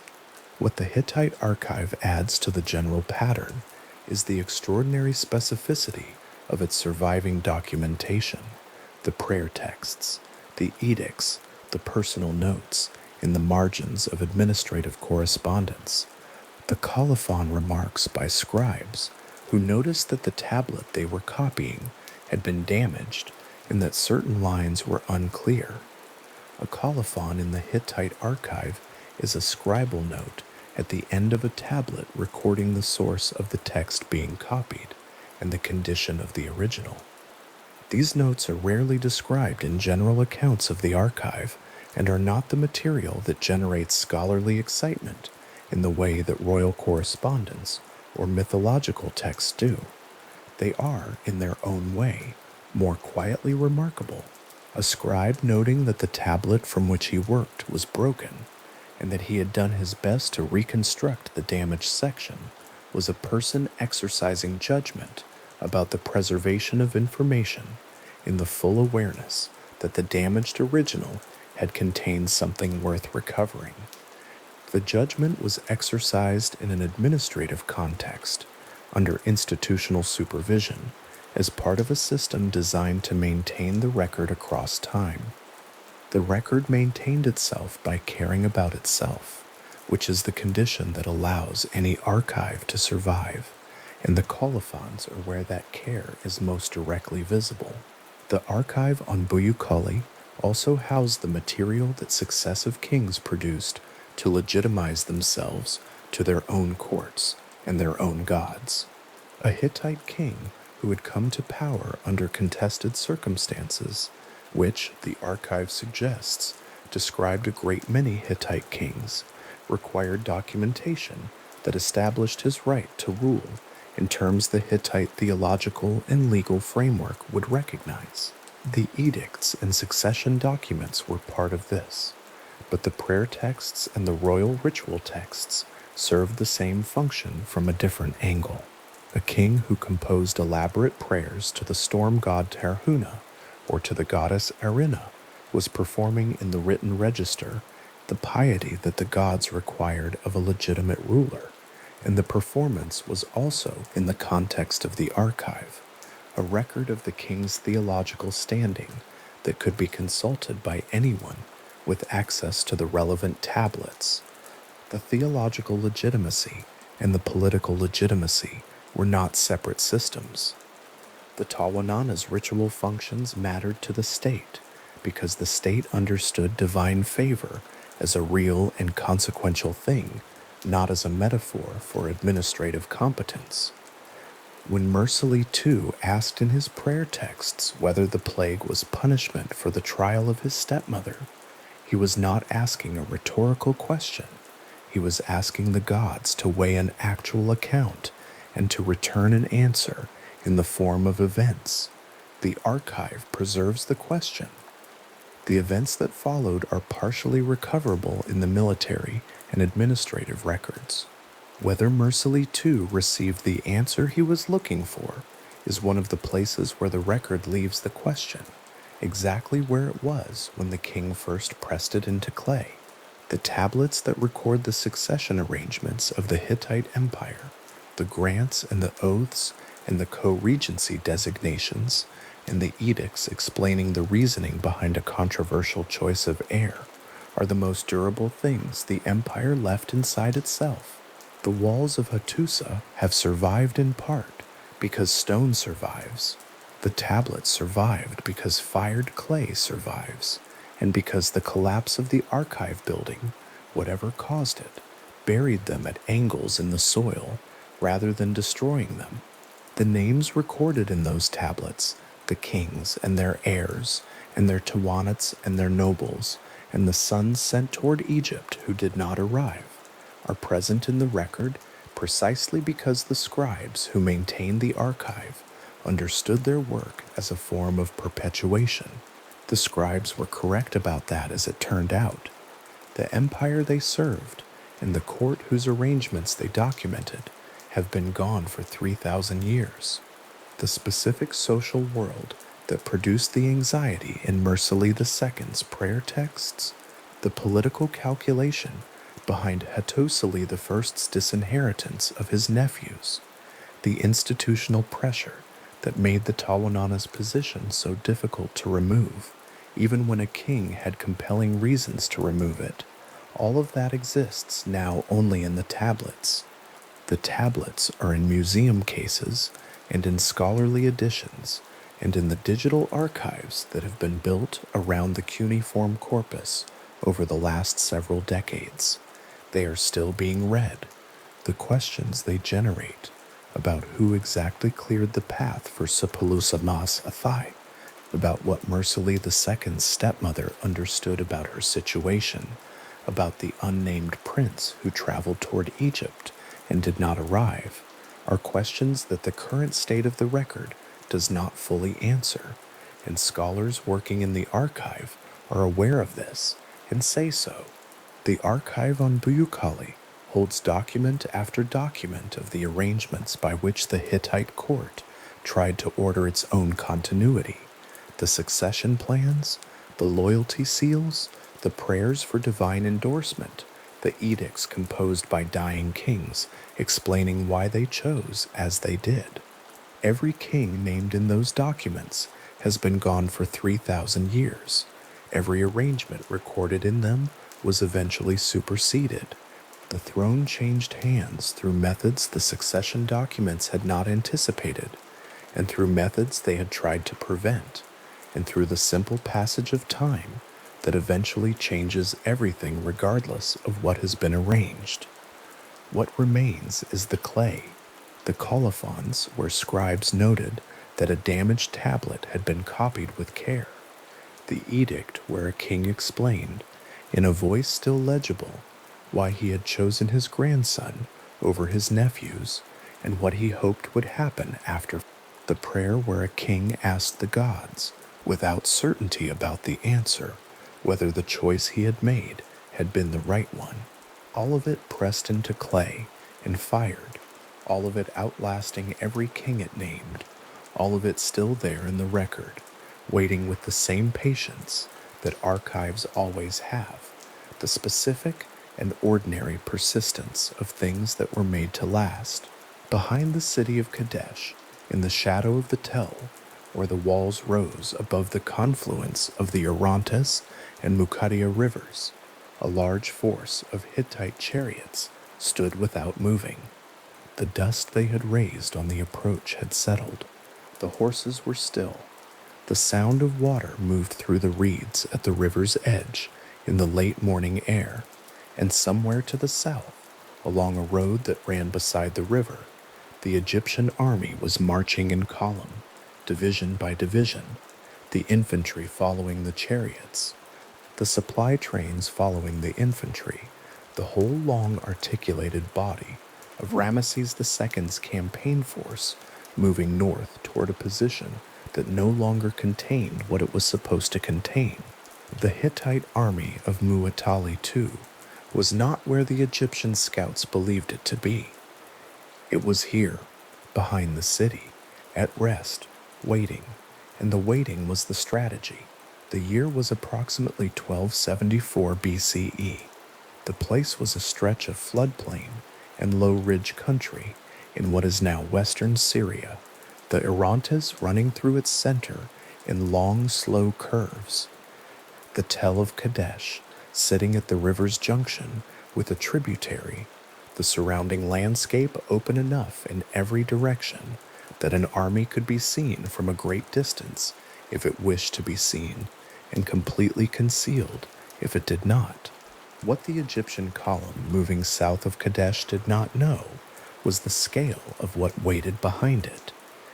The Hittite force assembled by Muwatalli for this confrontation was drawn not only from Hatti itself, but from vassal states across the full extent of the empire's reach, from Arzawa on the western coast of Anatolia, from Kazuwatna in the southeast, from kingdoms in northern Syria that had been brought inside the Hittite orbit over the preceding century through a combination of conquest, diplomacy, and strategic marriage.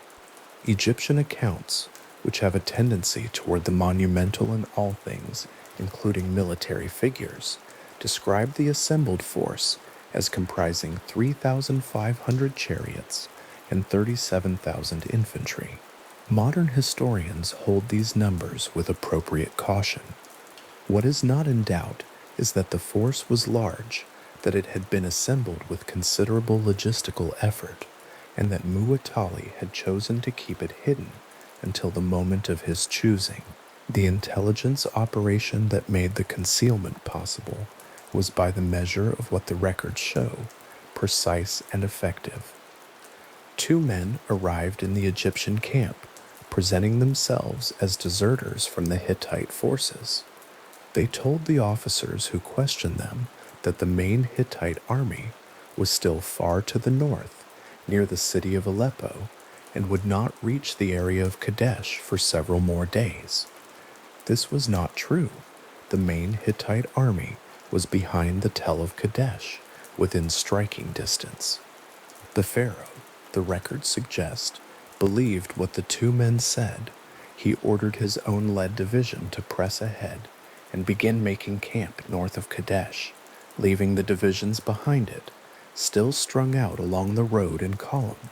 It was in this interval the pharaoh's own guard and the led division encamped, the following divisions still on the march, that the Hittite chariots came around the southern side of the Tell and struck. The division they hit was the Ra division, moving in column and not expecting contact. The Egyptian accounts describe the impact as devastating, the column broken, the soldiers scattered, panic spreading backward along the line of march. Some of the fleeing soldiers reached the pharaoh's camp and brought the situation with them into what had been a position of relative order. Ramesses II, in the account he commissioned and had carved on temple walls across Egypt in the years that followed, describes himself surrounded, his officers absent, his personal guard alone around him, the Hittite chariots pressing in from multiple directions. And then something happened that the record, from both sides, does not fully explain. The Hittite chariot force had struck a decisive blow. It had broken an Egyptian division, reached the pharaoh's camp, and placed the entire campaign force in a position of serious vulnerability. What it did not do was press through to a conclusion. Some accounts, and these are Egyptian accounts, which must be read with awareness of their purpose, suggest that the charioteers became preoccupied with the Egyptian camp supplies, pausing in the act of exploitation. Others suggest that an Egyptian relief force, the unit the Egyptians called the Naran, and which had been approaching from a different direction along the coast, arrived at the critical moment and struck the Hittite chariots from the flank, changing the geometry of the engagement. The Hittite perspective on this part of the battle does not survive in the same level of detail.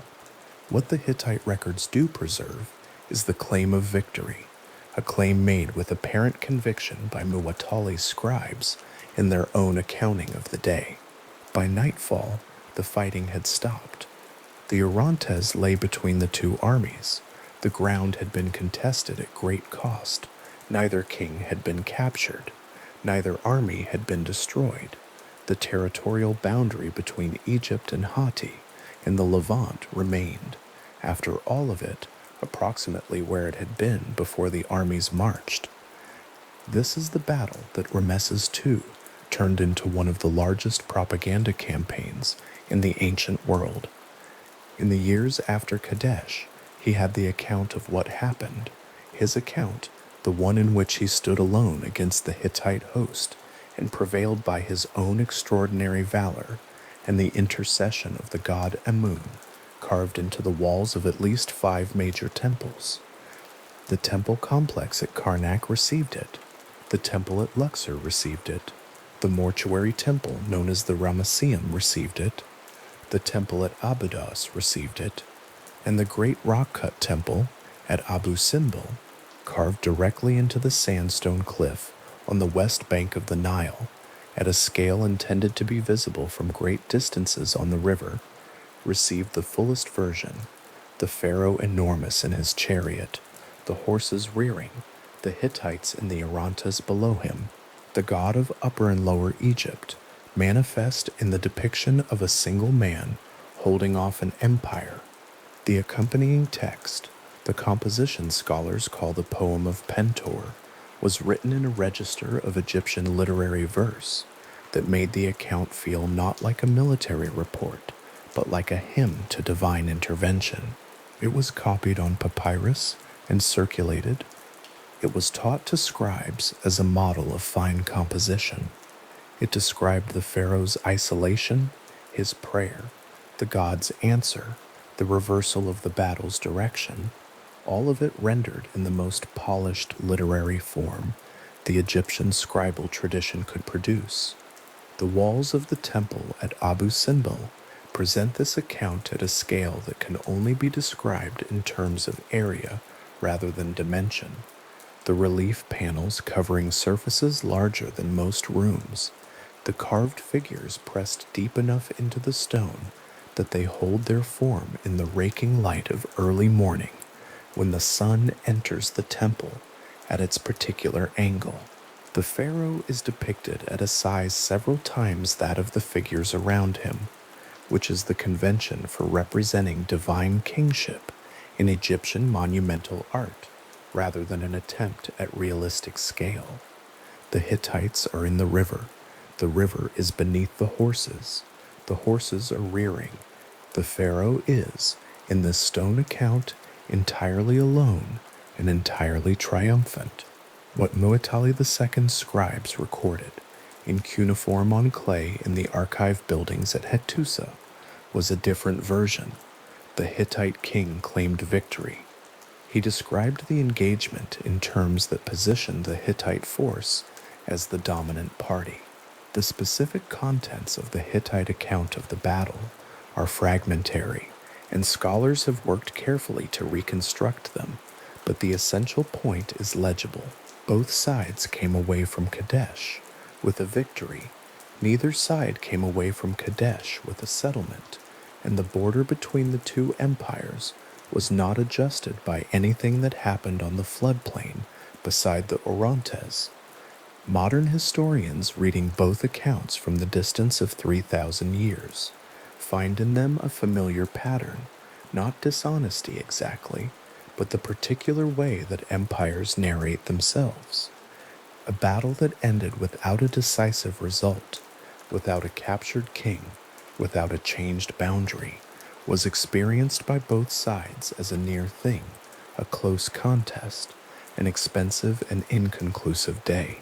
The accounts that emerged from it on both sides shaped that day into something their respective traditions could carry forward with dignity.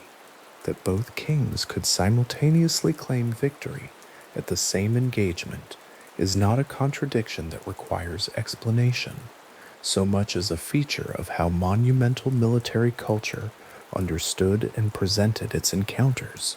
The walls of Abu Simbel and the cuneiform records of Hattusa are not competing for a verdict. They are both, in their different ways, doing what empires have always done with their complicated days. What followed the battle matters more than the battle itself. For approximately 16 years after Kadesh, Egypt and Hatti remained in a state of uneasy relation, not open war, but not settled peace.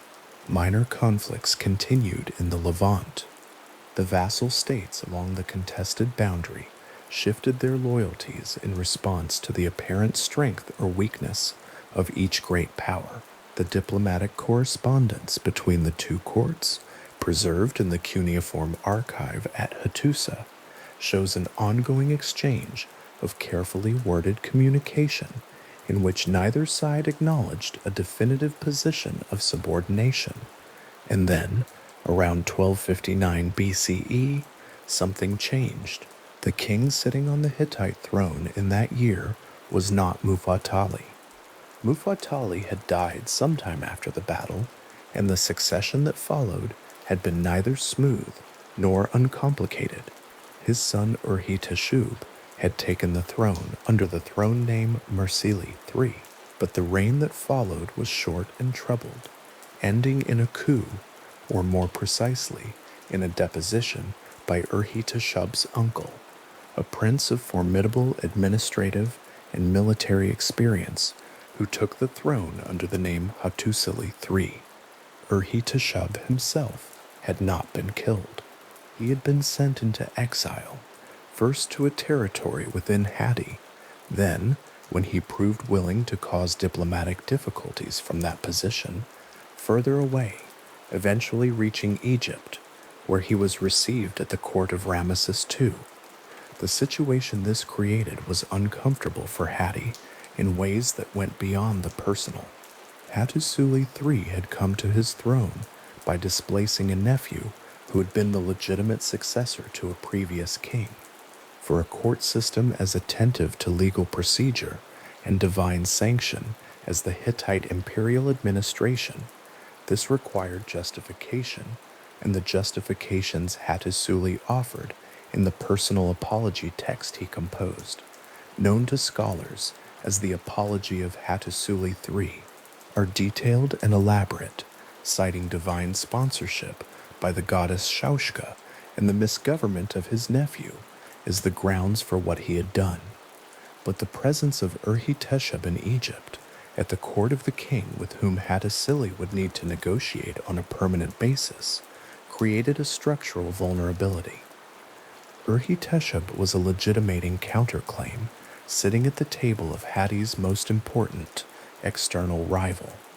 For Hattusili III to stabilize his own position, he needed Ramesses II to recognize him as the rightful Hittite king, and he needed the deposed Urhi-Teshub not to be used as an instrument against him. These pressures, working together with the genuine exhaustion that both empires had accumulated across decades of contested frontier management, produced the document that is now displayed at the United Nations.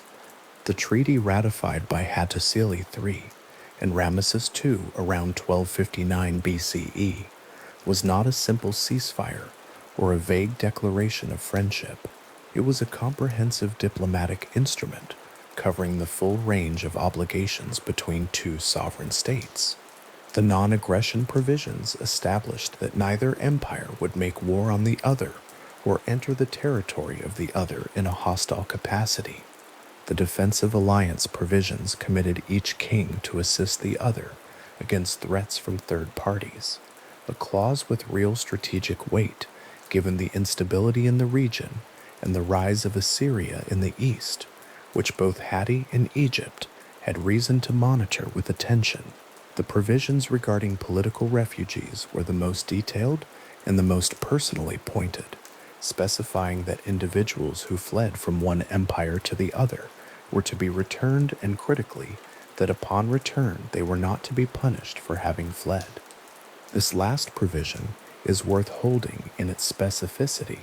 A treaty negotiated in part because a deposed Hittite king was sitting in Egypt, contained a clause establishing that returned refugees would not be harmed.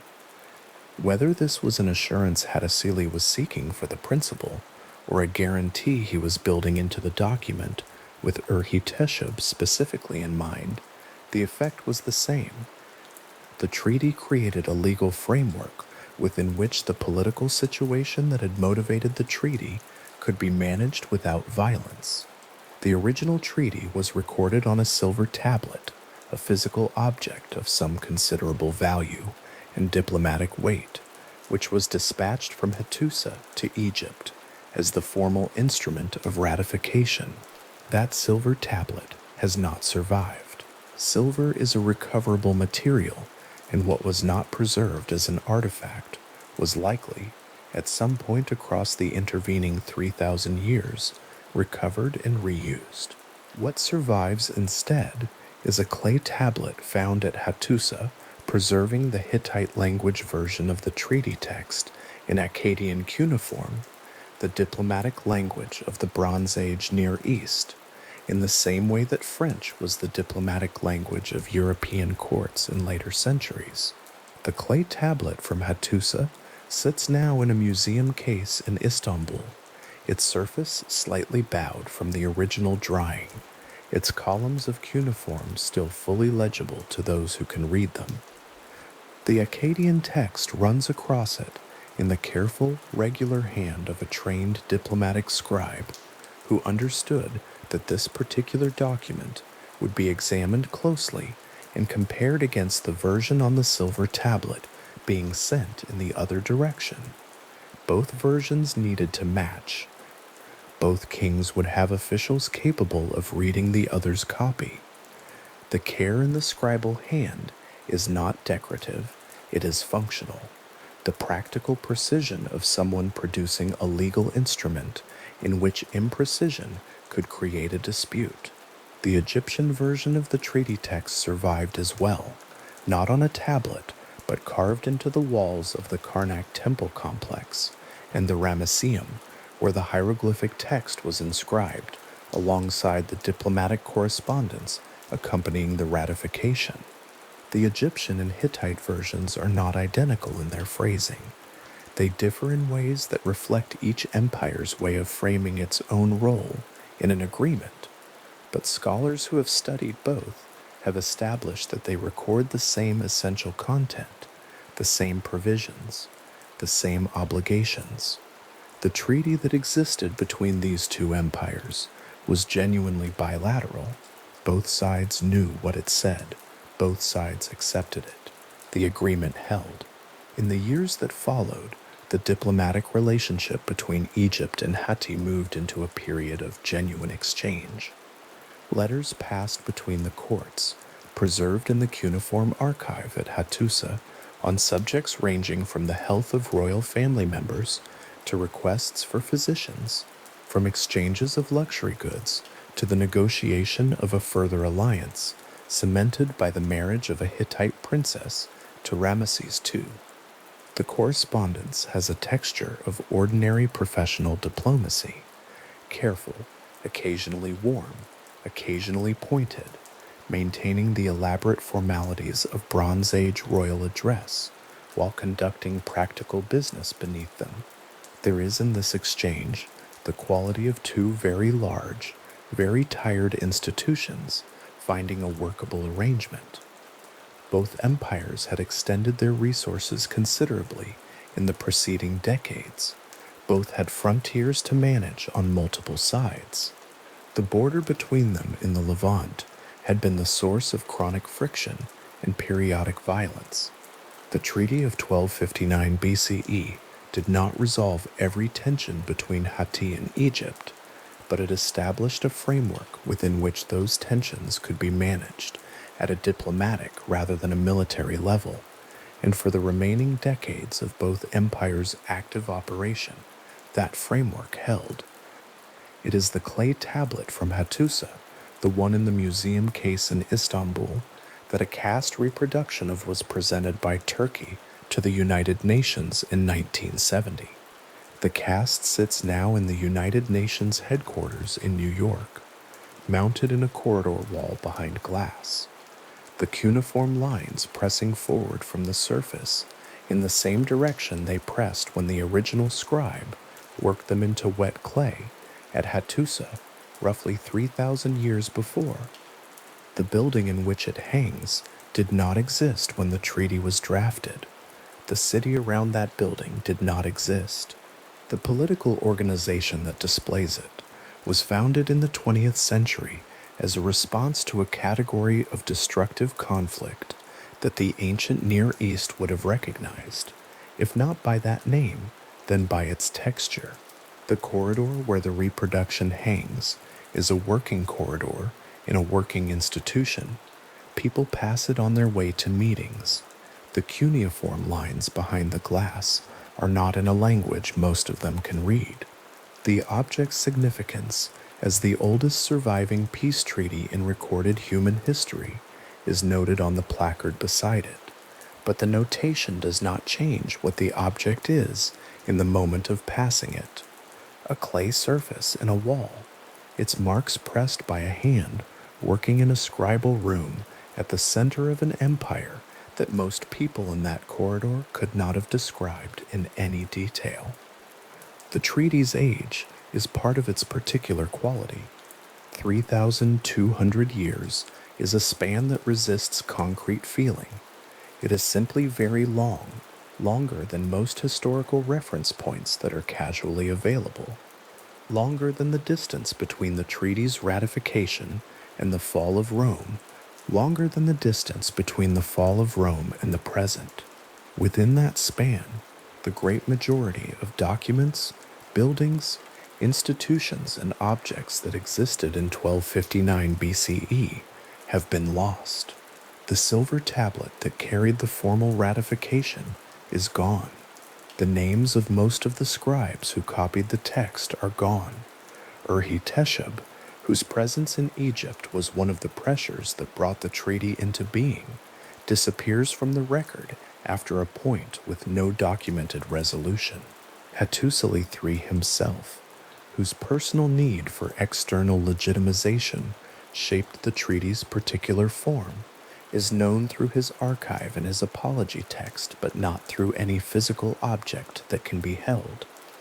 What remains is the clay, the cuneiform columns on the tablet found at Hattusa, the hieroglyphic version on the walls of Karnak, and the cast in the UN corridor, which is a reproduction of a tablet that was itself a copy of a document originally pressed into silver, a third-generation object that nonetheless carries the essential content of what two kings agreed to on opposite sides of a diplomatic table in 1259 BCE. The battle that preceded the treaty, the engagement at Kadesh 16 years earlier, was in many ways the largest event of its kind that the ancient Near East produced. The mobilization required to assemble Mu'attali's coalition force, the logistical effort of moving Ramesses' army from Egypt through Canaan and into Syria, the concentration of chariots and infantry on the plain beside the Orontes, all of it was enormous by the measure of what Bronze Age empires could sustain and coordinate. And it produced nothing that could not have been negotiated directly. The boundary between the two empires did not move. No king was taken, no capital fell. The enormous expenditure of resource and life on both sides resolved into a contested claim on which neither party was willing to yield, maintained in stone and clay on both sides for decades until the parties agreed to stop maintaining it and to sign instead. This is perhaps the most legible thing about the Treaty of Kadesh, not the diplomatic sophistication of its provisions, not its age, not the fact that its reproduction hangs in the United Nations, but the simple movement from that afternoon on the Orontes, the chariots in the river, the Rasa division broken, the outcome in the balance, to a scribe in a workshop at Hattusa some years later, working through a clause about the extradition of political refugees with the careful, steady hand of someone producing a legal document. The distance between those two moments is the distance between the largest chariot battle in recorded history and an administrative procedure, between an empire spending everything it had on a single afternoon and the same empire sitting down, quietly, to write something that would outlast it. The clay tablet from Hattusa is slightly bowed at its edges, as clay tablets pressed and dried without the support of a flat surface tend to be. Its cuneiform columns are organized in the consistent horizontal registers of Hittite scribal practice, the signs pressed cleanly into what had been soft clay and was now, after 3,000 years, simply mineral. The text it carries is not exciting in the way the story of the battle is sometimes made to seem exciting. It is a legal document. It specifies mutual obligations. It defines terms. It addresses the particular case of returning refugees in language that is careful and measured. A scribe working through its provisions in a workshop at Hattusa, pressing signs into wet clay by lamplight, would have understood himself to be doing administrative work. The word for what that work turned out to be takes longer to determine. The oldest surviving peace treaty in recorded history, a document still on public display, a text legible to those who learn the script. The cuneiform signs still pressing forward through the surface in the same direction they always pressed, in the corridor of a building the treaty's authors could not have imagined, in a city that did not exist when the clay was wet. Behind Kadesh, the chariots had waited without moving in the late morning air. The dust had settled. The river moved through the reeds. The Egyptian column was still on the road, and the outcome of everything that followed, the broken division, the pharaoh's isolation, the long inconclusive years, the negotiations, the scribe's steady hand, the clay that dried and held, was entirely unresolved, entirely open in that particular moment of stillness before the force came around the southern side of the Tell and the world's largest chariot battle began. What came after was not triumph for either side. What came after was the recognition, arrived at slowly and over years, that an agreement written down was more durable than an afternoon of resolved force. And the clay in which that agreement was pressed is still there, in its museum case in Istanbul, its columns running in their careful registers from edge to edge, the scribe's hand still visible in the consistency of the signs, the whole surface slightly bowed from drying, the text entirely intact. The cast reproduction in the United Nations corridor does not carry the original scribe's hand. It carries the shape of the signs, the impression of what was pressed into wet clay in a scribal room at Hattusa on an ordinary working day, sometime around 1259 BCE. The agreement between exhausted empires rendered in the most durable material available and left there for whoever would eventually learn to read it. The cuneiform lines press forward behind the glass in the same direction they have always pressed. The corridor goes on around them. The oldest known peace agreement in human history rests in its wall mounting, its content fully legible, its authors entirely gone, the agreement itself still there. In the early morning, before the sun has cleared the ridge above the valley, the rock walls of Chamber A at Yazilikaya are still cold from the night. The stone holds the darkness a little longer than the open air around it. Then the light begins to find the carved figures, first at the upper edges where the relief stands highest, then gradually down through the procession, deity by deity, until 65 gods are visible in the pale amber that collects between the rock faces, 2 columns of divine figures moving toward each other along the walls of a natural cleft in the stone, each one standing in the place assigned to it by a religious order that the Hittites spent several centuries assembling, and that the stone has kept intact for 3,000 years. The figures are carved in profile. Each stands in its assigned position in the procession, name inscribed in a cartouche above its head, attributes rendered in careful relief, the horned crowns of the high gods, the animals beneath the feet of the greater deities, the graduated scale by which the most powerful figures stand tallest and the lesser gods diminish in height as the procession extends toward its margins. The storm god Teshub leads the male column on the left. He stands atop two deified mountains, their peaks forming his platform, his posture the particular posture of authority, weight forward, the emblems of power held before him. Across from him, at the head of the female column on the right, the goddess Hapatu stands on a lion, her own posture answering his, the two processions converging toward the central point of the chamber where the divine order meets itself and completes. This is the sanctuary of Yazilikaya. It lies approximately 2 kilometers northeast of the ruins of Hattusa, cut into a natural outcrop of rock where two ridges form a sheltered enclosure open to the sky. There is no roof. There never was one in the conventional sense.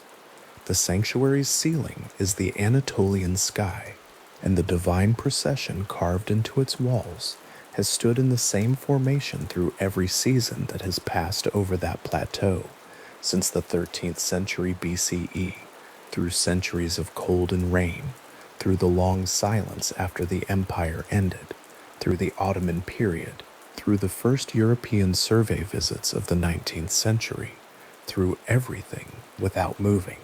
Chamber A is the larger of the two chambers at Yazilikaya. Its processions are the official expression of the Hittite divine order at its fullest extent, the state pantheon rendered in permanent form, arranged as the Hittite theological tradition arranged the cosmos, with each deity in its proper rank and relation to every other. What the chamber preserves is not simply a religious image, but a structural diagram of the Hittite understanding of how the divine world was organized. The Hittites were methodical about this. Their divine pantheon was explicitly described in royal texts as comprising 1,000 gods, not a round number offered as vague exaggeration, but a genuine expression of the cumulative religious policy by which Hatti absorbed the deities of every people it encountered, every people it conquered, every culture it traded with or married into, folding their divine figures into the growing official catalog of the state cult, until the catalog was, in a precise administrative sense, enormous. Each god absorbed into the pantheon was treated with the same institutional seriousness as a god who had always been there. The Hittite theological record does not suggest a hierarchy in which some gods were considered truly divine and others merely tolerated. The policy was additive. A deity acquired through the conquest of a Hurrian kingdom or through a diplomatic marriage with a Mesopotamian court entered the cult roster with its character, its preferences, its ritual requirements, and its proper festival calendar intact. The Hurrian divine figures in particular, Teshub, god of storms, and Shaushka, goddess associated with love and war, became deeply integrated into the Hittite state religion, their narratives interwoven with Hittite mythological traditions in ways that make it difficult at this distance to say where Hurrian ends and Hittite begins. The figures leading the procession at Yazilikaya are in their Hurrian names and attributes, evidence of how thoroughly the Hittites remade themselves through contact with the peoples whose traditions they absorbed. The Hurrian mythological narratives that entered Hittite culture through this process include a cycle of stories about succession among the gods, a sequence of violent displacements in which one divine generation overthrows another, each claiming the kingship of the gods in turn, each eventually supplanted, that scholars call the Kumarbi cycle. The structural parallels between this cycle and the Greek theogony attributed to Hesiod are close enough that the relationship has long been discussed. The general direction of influence running from the older Near Eastern tradition westward, though the precise routes by which these narrative patterns traveled remain a matter of careful and conclusive scholarly attention. What the comparison shows is that the theological imagination of the ancient Near East was not a set of closed, separate systems. It was a network, permeable, cumulative, in continuous contact across the trading routes and diplomatic corridors of the Bronze Age world, and the Hittites, positioned at one of its central nodes, were among the most active absorbers and transmitters of its elements. The myth of Telepinu is one of the stories that survives in multiple tablet copies from the Hattusa archive, copied and recopied across different periods as scribes renewed the supply of usable versions in the library. It tells the story of a god of agriculture who, in a fit of anger, whose specific cause the myth does not fully clarify, puts on his shoes on the wrong feet, a small, oddly domestic detail for a cosmic event, and walks away from the divine realm, taking with him the principle that makes the world fertile. What follows his departure is described in terms that move through every register of natural life. The fields yield nothing, the animals do not produce young, the springs go dry, the gods themselves grow hungry and can find no remedy, because the God whose function sustains the world has left it, and the world does not know how to continue without him. The search for Telepinu occupies the middle section of the myth. Various divine figures go looking. They do not find him. Eventually, the mother goddess Hannah sends a bee, a creature whose smallness makes the mission seem disproportionate to the scale of the crisis, and the bee finds the sleeping god in a field, stings him awake, and the work of restoration can begin. An elaborate purification ritual follows, one that the myth describes in specific procedural terms, because the myth is not only a story, but a template, the etiological foundation for a category of Hittite ritual practice designed to call back absent or offended deities. When a deity had apparently withdrawn from the world, when prayers went unanswered and the natural order showed signs of disruption, the Hittite response was ritual, specific ritual, ritual with a divine precedent, documented in clay. The tablet bearing the myth of Telepinu sits in its archive, or once sat in it, the scribe's hand having pressed the god's angry departure and the bee's small, careful intervention into wet clay with the same unhurried attention given to grain inventories and the records of cattle transfers. The story occupies the same physical medium as the administrative record. It was filed with the same institutional care. And among everything the myth preserves, the structure of the divine world, the theology of divine presence and absence, the ritual logic of invocation, there is also this, a particular kind of attention to the experience of disappearance. What happens when what sustains the world goes away? How to call it back? Chamber B at Yezalikia is smaller and darker than Chamber A.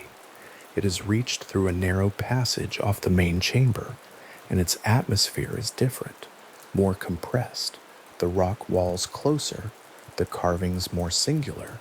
The most striking image in Chamber B is a sword. It is carved in relief into the face of the cliff, full length, its hilt rising upward and its blade pointing downward into the earth. The blade is formed from 4 crouching human figures pressed into the stone, their bodies serving as the body of the weapon, the hilt rising above them in the conventional form of a handled blade. The image has been interpreted as a deity of the underworld, a divine figure whose body is the instrument of death, whose orientation is downward into the earth, whose presence in the smaller, more private chamber places it outside the great official procession of Chamber A, and in a register that the official procession does not address. The sword stands in shadow much of the day.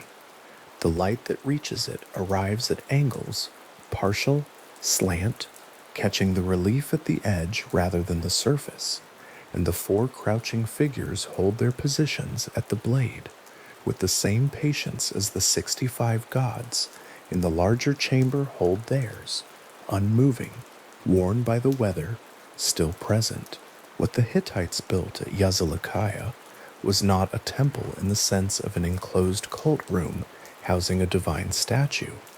It was something more like a permanent expression of the divine order carved into the physical fabric of the landscape, a record that was also a ritual space, a theological diagram that was also a place of ceremony, a sanctuary whose walls were continuous with the rock of the Anatolian plateau, in a way that gave the gods it depicted a permanence tied to the permanence of the stone itself.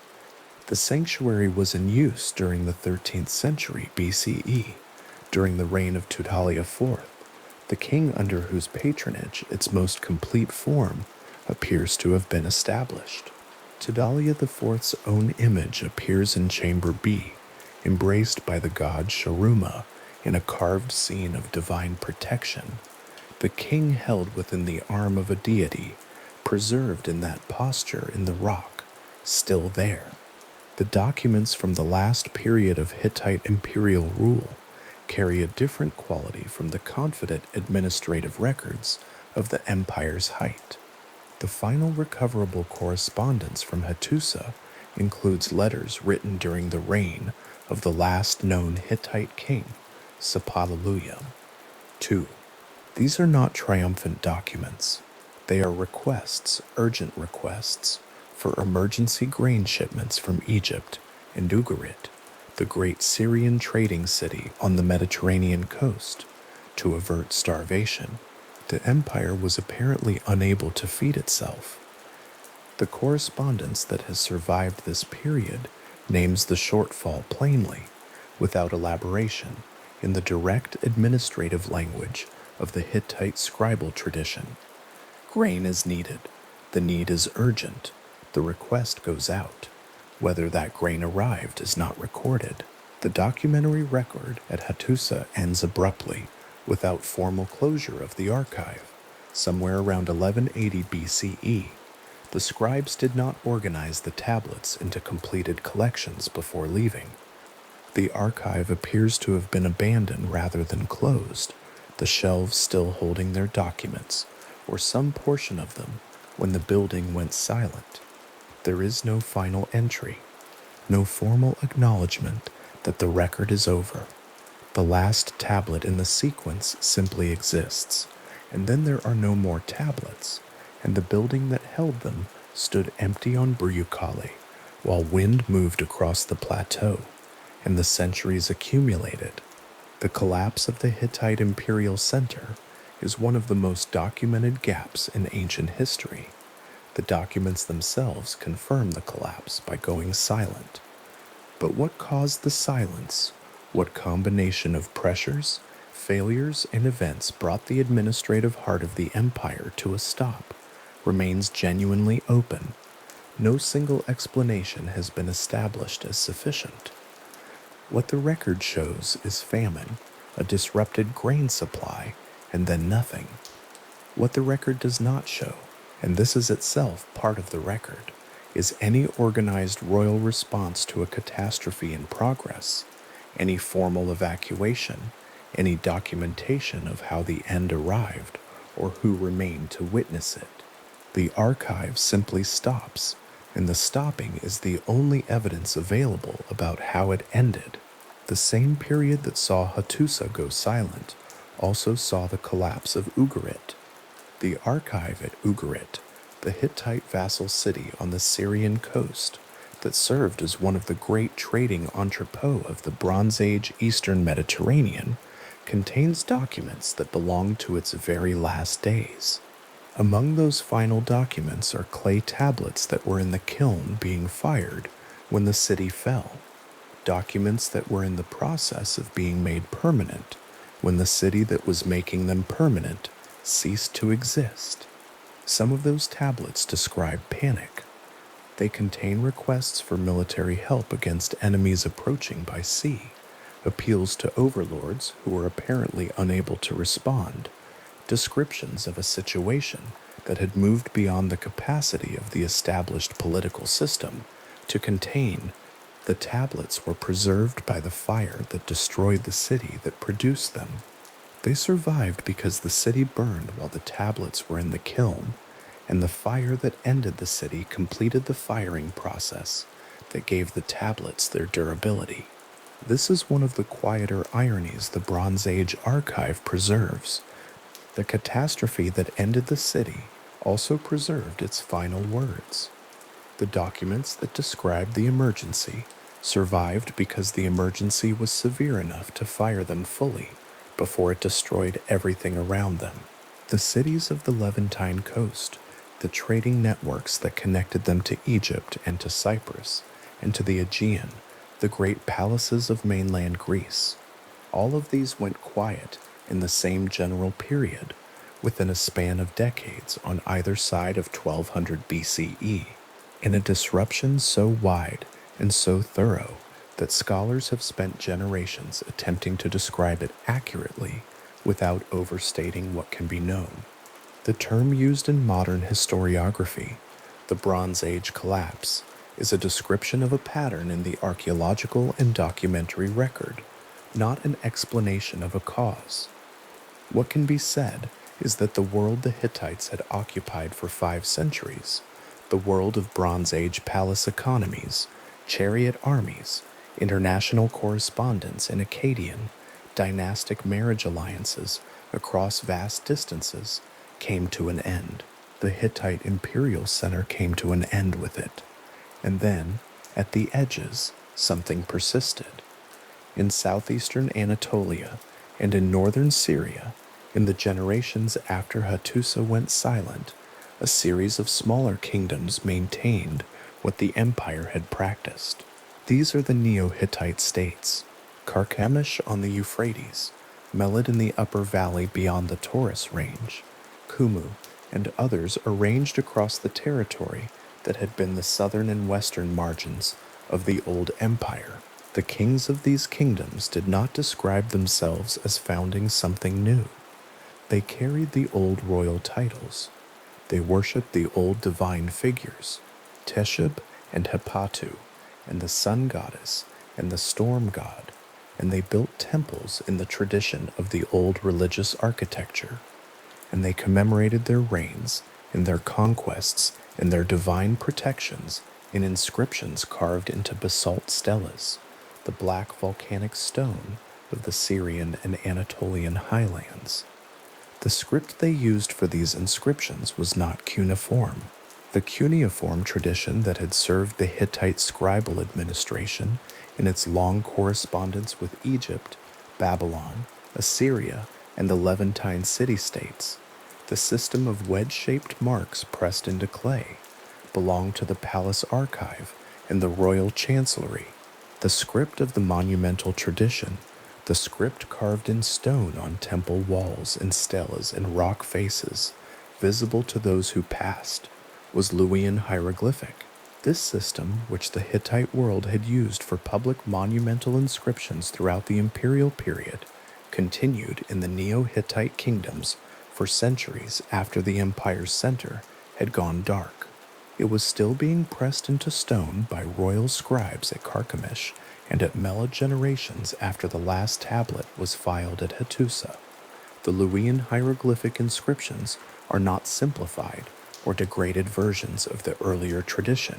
They are confident, complete, formally composed records of dynastic authority, the same kinds of statements that kings had always made about lineage and divine favor and military success and the proper conduct of cult. The script runs in the direction the tradition had always run it. The signs are carved with care. The royal titulary still names the old divine powers in the old sequence. Reading a Neo-Hittite inscription from Carchemish or Melid, what one encounters is not the remnant of a collapsed civilization struggling to maintain a practice it barely understood. It is the continuation of a living tradition by people who had inherited it intact and were sustaining it in the places where they lived. These are almost certainly the Hittites that the Hebrew Bible encountered and remembered. The biblical references to Hittites associated with Syria and Canaan, to Uriah the Hittite serving in the army of King David, to Hittite merchants, to Hittite women, to the Hittites listed among the peoples of the land, belong to the period after 1200 BCE, the period when the Neo-Hittite states were flourishing in exactly the regions the Hebrew Bible associates with Hittite presence. The Hittite Empire of Hattusa, at its height, never extended as far south as Canaan in any settled administrative sense. The Hittites of the biblical tradition are the Neo-Hittite inheritors, the descendants of the imperial tradition, carrying its name and its religious customs and its political vocabulary into the Iron Age, visible to their neighbors in the southern Levant as the Hittite people, their connection to the old empire preserved in their own self-description. This is one of the quiet clarifications that the long process of Hittite decipherment and excavation has made possible. The Bible was not wrong about the Hittites. It recorded what it encountered, real people who called themselves Hittite and were recognized as Hittite by the cultures around them, and the fact that modern scholarship spent much of the 19th century dismissing those biblical Hittites as legendary says more about the limitations of 19th century scholarship than about the accuracy of the underlying record. A Luwian hieroglyphic inscription on a basalt stele at Carchemish, carved sometime in the centuries after Hattusa went silent, begins with the royal titulary in the conventional form, the name, the titles, the statement of divine patronage, and then records the deeds of the king who commissioned it. The signs press forward into the stone in the direction they have always pressed. The divine names in the text are the divine names of the old Hittite pantheon, rendered in the Luwian forms that the hieroglyphic tradition had always used. The storm god is named, the sun goddess is named, the king stands in his proper relation to both. The hand that carved this inscription belonged to someone who had been trained in a scribal tradition that traced back through teachers and exemplars to the scribes of the old empire. The knowledge was continuous. The tradition had not broken and been rebuilt. It had migrated, moved from the high plateau where the capital no longer functioned to the river valleys and highland cities where life continued, and there it persisted, carried forward in the memory and training of people who understood themselves to be the inheritors of something old and still worth maintaining. The Stelatuk Carchemish is not the only such monument.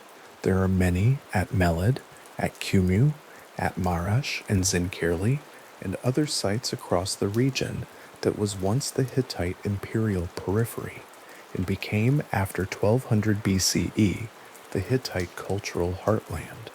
Each one represents the same act, a king commissioning a permanent record of his reign and his divine relationships in the script of his tradition, in the language of his tradition, in the theological framework of his tradition, each one pressing the same signs into the same stone with the same confidence that the inscription would outlast the inscriber.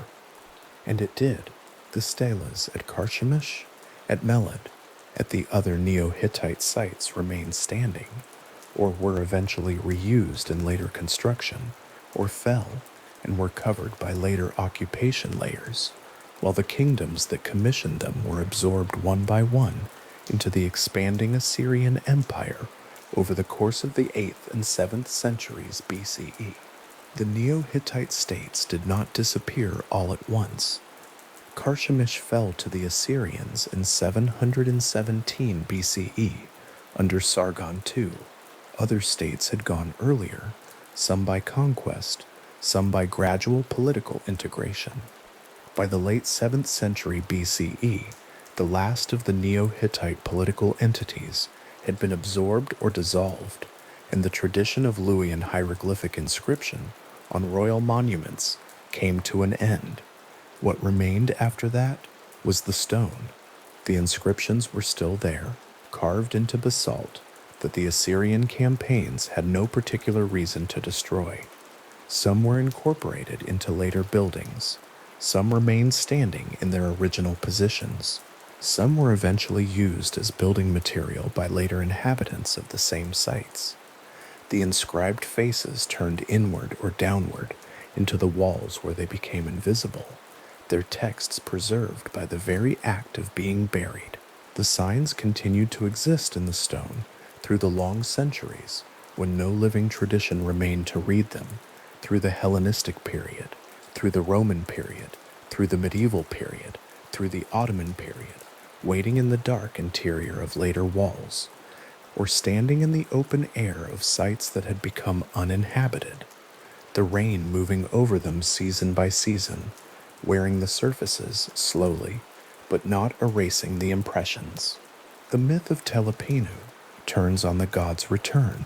The world cannot continue without what has gone missing.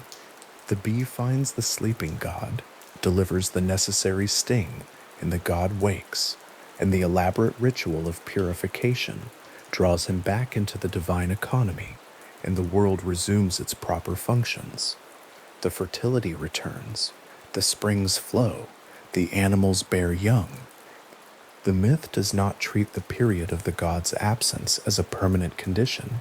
It treats it as a disruption with a remedy, a disruption for which the proper response is known and can be enacted. The Hittite religious tradition built its ritual practice around this logic. When something was absent that should be present, a god, a blessing, a favorable condition, there was a ritual for calling it back. The ritual had divine precedent. The divine precedent was on file. The archive held the relevant text, and the priests knew the relevant procedure, and the procedure could be enacted as many times as the situation required. The theological assumption underlying all of this was that the absence was temporary, that what had gone away could be called back. That disappearance was a condition, not an ending. The rock walls of Yazilikaya hold the divine procession in the same formation they have held for 3,000 years. Chamber A, in the early morning, the carved figures emerging from shadow as the light strengthens. Teshub at the head of the male column, his feet on two mountains, his face turned toward the center of the chamber where the two processions converge. Hepatu at the head of the female column, standing on her lion, her face turned to meet him.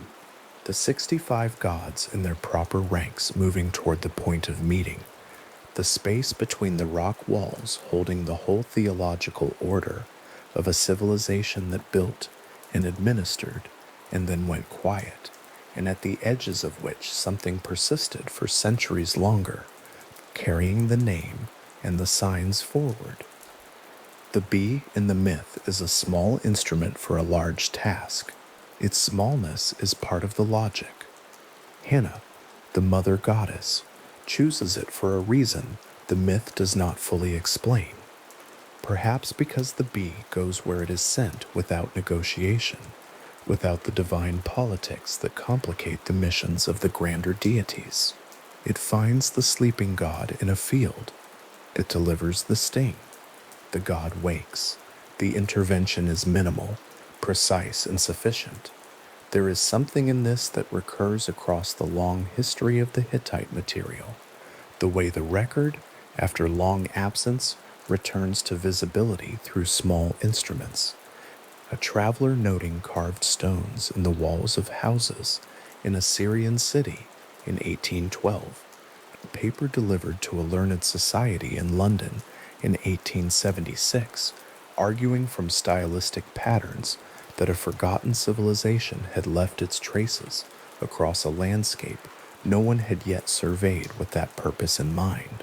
A trench opened in central Anatolia in 1906, and within it, tablet fragments by the thousand, and among them, a text already known from an Egyptian temple wall. The instruments of recovery are always smaller than the thing they recover, a palm-sized fragment of fired clay, a notation in a traveler's journal, a paper read aloud in a room of skeptical scholars. The empire that those small instruments recovered was not in the end minor. At its height, Hatti was one of the 2 or 3 most powerful states in the Bronze Age world. It corresponded as an equal with Egypt and Babylon. It maintained a diplomatic network that spanned the eastern Mediterranean and the ancient Near East. It administered a system of vassal relationships that extended from the Aegean coast to the borders of Mesopotamia. It produced a treaty that now sits in reproduction on the wall of the United Nations headquarters in New York, the oldest surviving peace agreement in recorded history, displayed in a building dedicated to the proposition that agreements between adversaries can be made to last. What the record shows at this distance is a civilization that was real, was large, was complex, and was then so thoroughly forgotten that scholars once doubted its existence entirely, and that the forgetting was not permanent, because the signs were still in the stone, still pressed into the clay, still waiting in the walls of houses in Hamath, and in the archive chambers of Buyukale, and in the rock faces at Yazilikaya, available to anyone who arrived with the patience to read them. The stela at Carchemish, with its Luwian hieroglyphic inscription, stands at what was once the edge of an empire and then became the center of its inheritance. The signs pressed into the basalt face of the stone are still fully legible to those who have learned to read the script, an achievement of 20th century scholarship that added the Luwian hieroglyphic system to the inventory of deciphered ancient writings, completing, in some measure, the long process of recovery that began with the carved stones. Burckhardt noticed in Hamath in 1812, and that Sayce named, and Winkler confirmed, and the work of generations of scholars extended and deepened. The king who commissioned the Carchemish inscription is named in its royal titulary,